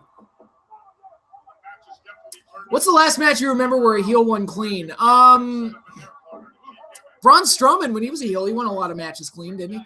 I mean, he beat Roman Reigns in that ambulance match, like clean as a whistle. And then Roman Reigns tried to murder him. Who do you have win, Almas or Black? I go with Black. I think he's turned into like a really hot act for NXT. I think Almas has done well as champion, but I think it's time to go with Black. How would Sting bring the dead man back? Do a lot of spooky shit and like, you know, stare at him from the crowd, have the birds and everything, and have the lights go out and have Sting basically do a lot of the stuff that Taker was doing. And then to combat that, Sting has to go back to the dark side. Oh, into the turnbuckle. Valentine goes.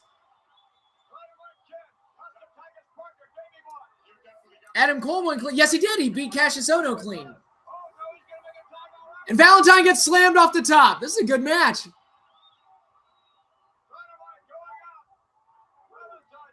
Drop kick. 1, 2. Valentine gets his foot on the rope.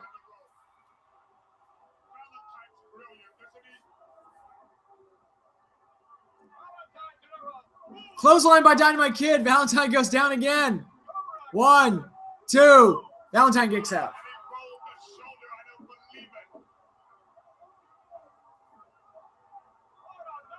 Why does it feel like fans aren't waiting for Ambrose to return nearly as much as they wanted Rollins to return from injury? I keep forgetting that Ambrose is hurt. They don't really talk about him that much. I mean, if they started mentioning him and do like a road to recovery thing, they'd probably be excited for his return, but I keep forgetting that he's not there. Oh, down he goes. Wow! Okay, that finish was cool. I like that finish. Okay, Valentine and Dynamite Kid, like, they were running into each other and they collided and hit heads. And Dynamite fell backwards and Valentine fell forwards. And they were both unconscious, but Valentine's leg was draped over Dynamite's body and the referee counted that as a pin. That was actually a neat, like, cheap heel finish without going overboard with the cheating. Rumor has it that Samoa Joe's first feud after his return will be with Reigns. Okay. I mean, to be honest, Samoa Joe hasn't done much for me since he's been on the main roster, but, you know. Well, we're going to return, and when we return, we're going to have a report from Gene Oakland. He's at the hospital. They should have Cassius Ohno be Strowman's partner at Mania and have him do a stare down with Cesaro. I'd be on board with that if, oh, we're getting an update on Hulk Hogan's condition. They're at an emergency room, guys. This is serious. I would be on board with that if Cassius Ohno looked like Chris Hero, but he doesn't. He's like fat and looks like he's like a retired guy that comes out and does a guest appearance once in a while. So no, I would not be overly fond of Cassius Ohno appearing on WrestleMania. He's fat. And not fun fat either. He's just like out of shape. One of the reasons the Hulkster was here was to debut his broadcast premiere of his music video. My pleasure to introduce that to you now. Oh, we're getting the Hulk Hogan music video.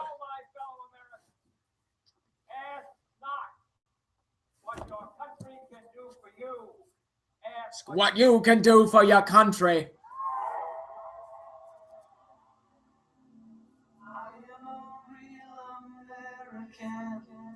Cassius Ohno looks like he ate a bunch of heroes, right? So, like, take her. Yeah, take her. Fight for what's right. Fight for your life. Okay, if you have not seen the Hulk Hogan Real American music video, do yourself a favor and go watch this shit, because it's hilarious. It's so 80s. It's so, like, friggin' 80s, and it's great. Gotta take a stand, it don't help to hide. Down he goes. If you hurt my friends, then you hurt my pride. I gotta be a man. I can't let it slide. I am a real American. Vintage Hogan. Good Lord. This is like America Fuck Yeah. The G-rated version. Hogan's playing guitar. This is so great. This is so great. So cheesy, so 80s, but so great. And they're using a lot of footage from the Saturday Night's main events we've seen up to this point. There's the Volkov match. We saw the Funk match, the Orton match. We saw the Andre tag match against Stud and Bundy. They should show the video when they decide to bring Hogan back, right? I'd be down for that.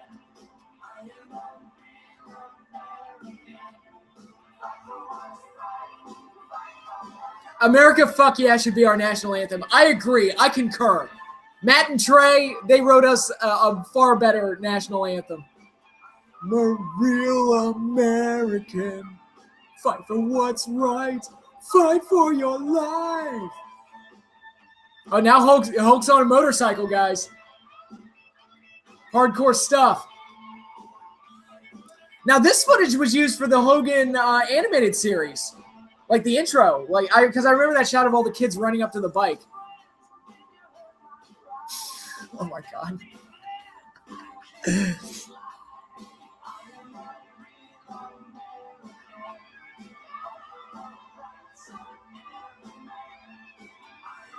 I should have watched this on July 4th. Did you like the NWO or DX more?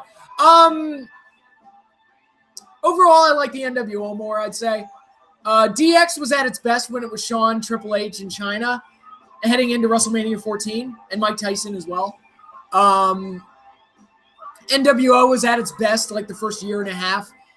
Both groups got watered down severely as time went on and had revivals that sucked. But like overall, I'd say I like the NWO more. And now we've got Junkyard Dog. Yeah, somebody asked, is Junkyard Dog going to be on this episode of Saturday Night's Main Event after we just saw him on Clash of Champions? And he is. He's working with adorable Adrian Adonis. Who, see, now this is what Cassius Ohno needs to do. Adrian Adonis got fat and then made it his gimmick. I'm going to be a pretty fat boy. It's like, this is what Ohno needs to do. If you're going to be fat, you need to own it and not wear a shirt to the ring and hide it. It's like, dude, you need to gain like 10 to 15 more pounds and just make it your gimmick that you're a fat fuck. the morning, they thought it was Mrs. Adonis. All right, Junkyard Dog is going to be your opponent. You better lighten up on How do you think you would have reacted to the main event of Starrcade if you were there live? I probably would have been confused by the restart of the match, but I would have popped for Sting winning. But it would have been like, I still would have been like confused, like what happened there? I don't know. I would have immediately been like, I need to go back and watch the actual footage to see if I missed something. So is Shawn gone from WWE after Mania 14? Yes, he didn't wrestle again until SummerSlam 02. Doing it? Because it feels so good. All you need is a partner that know how to move. And the rest is real easy. You just dig the groove. Once you get yourself started, it's hard to stop. You just go for your partners. You know one, you GRABTHEMCAKES. Grab them cakes. Is that all you do? What's the worst finish to a match you remember? Oh my God. Vader versus Hogan strap match, uncensored 95. Triton versus Monty Brown, Destination X05. The match I saw last week on the live stream, Dusty Rhodes versus Kevin Sullivan at Clash of Champions 3. I'm not going to explain all of those. Just go and watch them, and you'll see why I hate those finishes so much. How do you think HBK would have been if the back injury didn't keep him out for 4 years? I don't know. That's an interesting question. I don't know how Shawn would have been. Oh, and there goes Adrian. And JYD beating the crap out of him. Down he go. Oh, Adrian gets tied up in the ropes. Big Johnny versus John Cena. What's Big Johnny versus John Cena? Is that the John Laurinaitis match? And JYD flips him back in the ring. You should do a video of you singing JYD's theme song. I'm doing it right now. I've done it a few times on the stream. Look, not many of the original theme songs made it onto the network, okay? So I'm going to enjoy it when I do hear the original theme songs. Clothesline by the dog.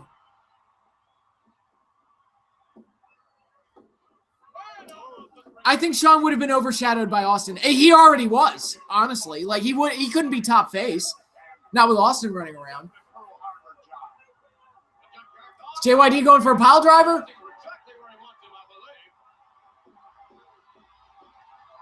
No, he just stumps the head.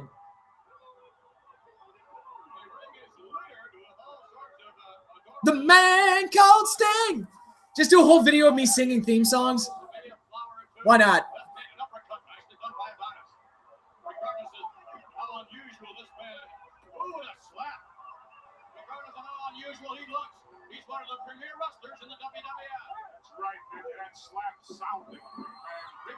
Flips Adrian over and down. You know, for a big fat fuck, Adrian just sure does bump a lot.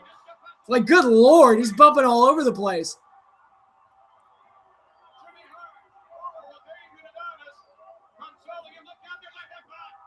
Headbutt, and Jimmy and Adrian go down. And JYD is making fun of the very effeminate Adrian Adonis.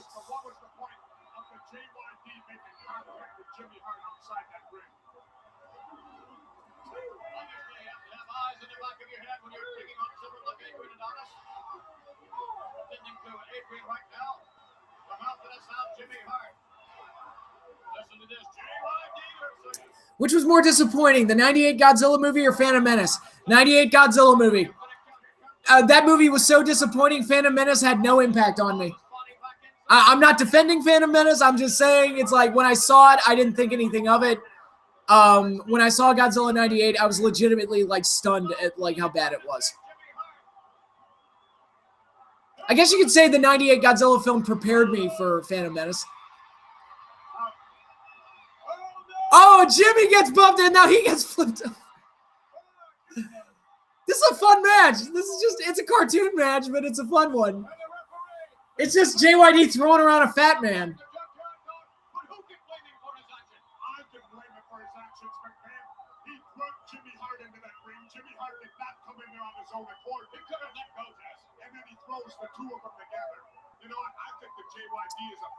How would you have reacted if somebody asked you about the 98 Godzilla movie as soon as you walked out of the theater? Honestly, I would have been like, they shot him.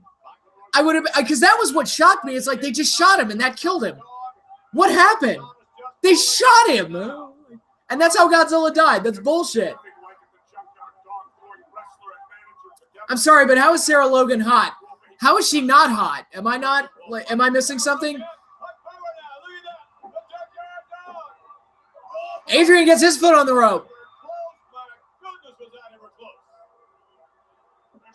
The 98 Godzilla movie was actually on TV a couple months ago. I forgot how boring it is. I don't remember it being boring. I just remember being angry over it. But, oh, missed headbutt. Adrian Adonis back on his feet.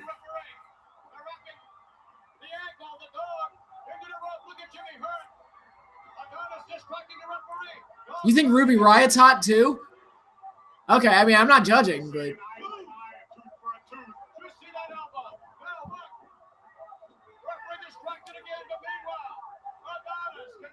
How is the referee not seeing that chokehold? Dude, it's literally like right in front of you.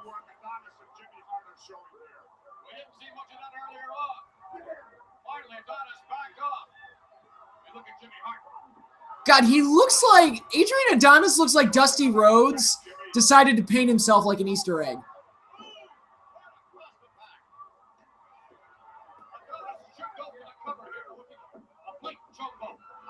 Would you say that the 98 Godzilla movie made you #broken? It did. It did. For a while there. It took me a while to get over that movie. Knee drop by Adonis. Why are the referees so fragile nowadays? Because they're pussies. They're not drinking their milk.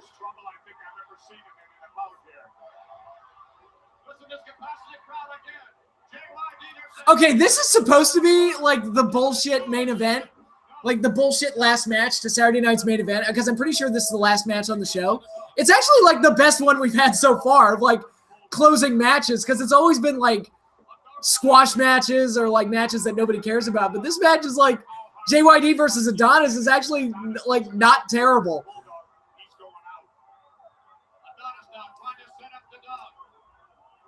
Are we getting a pile driver from Adonis? Oh, the referee goes down. He caught JYD's feet on the way up. And what's Jimmy do? Jimmy's going to get hit with the megaphone. No, Adonis goes into the megaphone. 1, 2. Oh, no. No, it was a 2 count. Adonis kicked out. Jimmy's in there. JYD's chasing him around like a dog. Now Adonis with the megaphone. Well, I think now it's over. We got a DQ, right?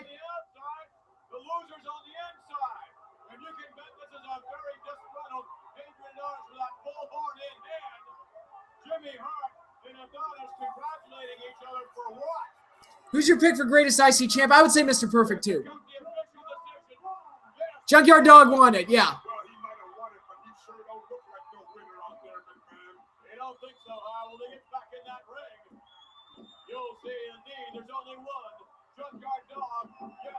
And Adonis is pulling a hissy fit right in the middle of the ring. He's a big baby.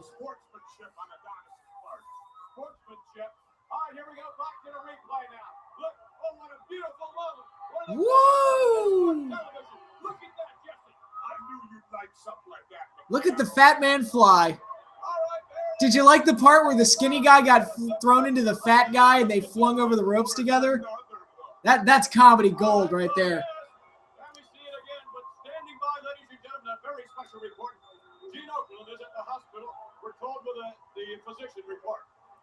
Is the 98 Godzilla movie your least favorite movie of all time for what it did to you? No, it's one of the most disappointing movies I've ever seen, but objectively looking at it, it's not like the worst movie ever made.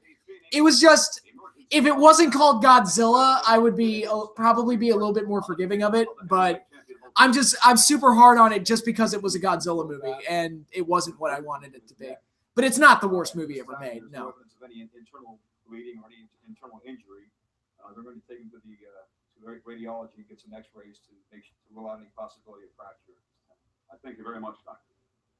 Thank you very much, BG. All right, we just got an update on Hulk Hogan's condition. He might have fractured ribs, guys. How's he going to do heading into WrestleMania 2? Just imagine how big Mr. Kennedy would have been if he didn't get injured. Yeah, I mean, Kennedy, like, they were preparing him to be, like, a huge star, and it just, he kept getting hurt, and he kept getting in his own way. What would you say your least favorite movies are? Garbage Pail Kids is up there as, like, one of the worst things I've ever seen. The Seltzer and Freeberg, like, parody movies, like the Disaster Movie and Meet the Spartans and stuff like that, those movies are a black eye on comedy and lowered the bar for cinematic comedy and ruined the cinematic parody. The great work that Mel Brooks did, and then to have those dumb fucks come around and just ruin it all, just terrible. But I've never seen the main event to WrestleMania 2, but now I'm tempted because of the injury angle. I think that's the idea. That tells you the injury angle worked, right? It's like, oh my God, is Hogan going to be okay at WrestleMania? We're quoting the Hulkster now. He is quoted as saying, nobody's going to keep the Hulkster down. I'm leaving this place, meaning the hospital, of course, in a matter of hours. So the Hulk certainly may have a battered body, but there's nothing wrong with his spirit. Just proves what I always say, that the guy has more guts than he has brains. Stay with us. So long, everyone, from Phoenix, Arizona, where we all have witnessed, without a doubt, the wildest Saturday night main event ever. And I must remind you, did they have to go to commercial just to welcome us back and say goodbye? May 3, we will have our next Saturday night main event. So long, everybody. Wasn't it WrestleMania 2 you said had horrendous commentary? Yes, because of the celebrity guests. Elvira and Susan St. James were absolutely horrible as commentators at WrestleMania 2. Specifically Elvira. She was beyond awful. And we got Real American one more time before we sign off. All right, so it's still weird seeing a WWE show with, like, end credits, because apparently Vince hates that. Okay, we are done with Saturday night's main event 5. Honestly, that might be my favorite one that we've done so far. I know the Clash of Champions we did earlier, I said was probably my least favorite Clash so far. I think this is my favorite Saturday night's main event so far. Had some good build-up heading into Mania 2. They make Bundy look like a monster. They did a really good injury angle with Hogan. The tag title match was good, had a really creative finish.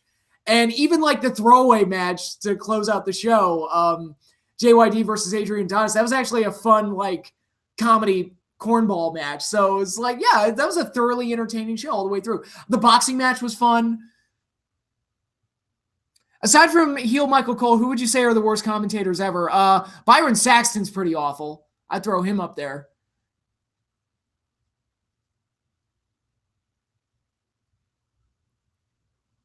Yeah, thanks, man. Thanks for the support. 2 or 3 weeks ago when Ciampa got booed relentlessly without even speaking. Yeah, that's a good heel. That's what you want. That's the type of thing you want to have happen. But yeah, I think we're about done here. Both shows were great. Thank you all for joining me. Once again, had a lot of fun doing this. I think got some solid stuff out of this. You got two really good tag matches out of the Clash, even if the stuff in the middle was a little weak. And on this show, Saturday night's main event, like I said, some really solid build up for WrestleMania 2 and a couple good matches, a really good tag match, and just fun stuff all around. So yeah, another good day of wrestling, and I'm still enjoying doing the Clash and the Saturday night's main events week by week here. So this has become a nice fun thing for the channel. So thank you all once again for participating. That is all I have for you now, though. Y'all have a good Sunday. Enjoy the rest of your day. Don't stress yourself out too much tomorrow at work. But like I said, I'm done here. So peace out, everybody.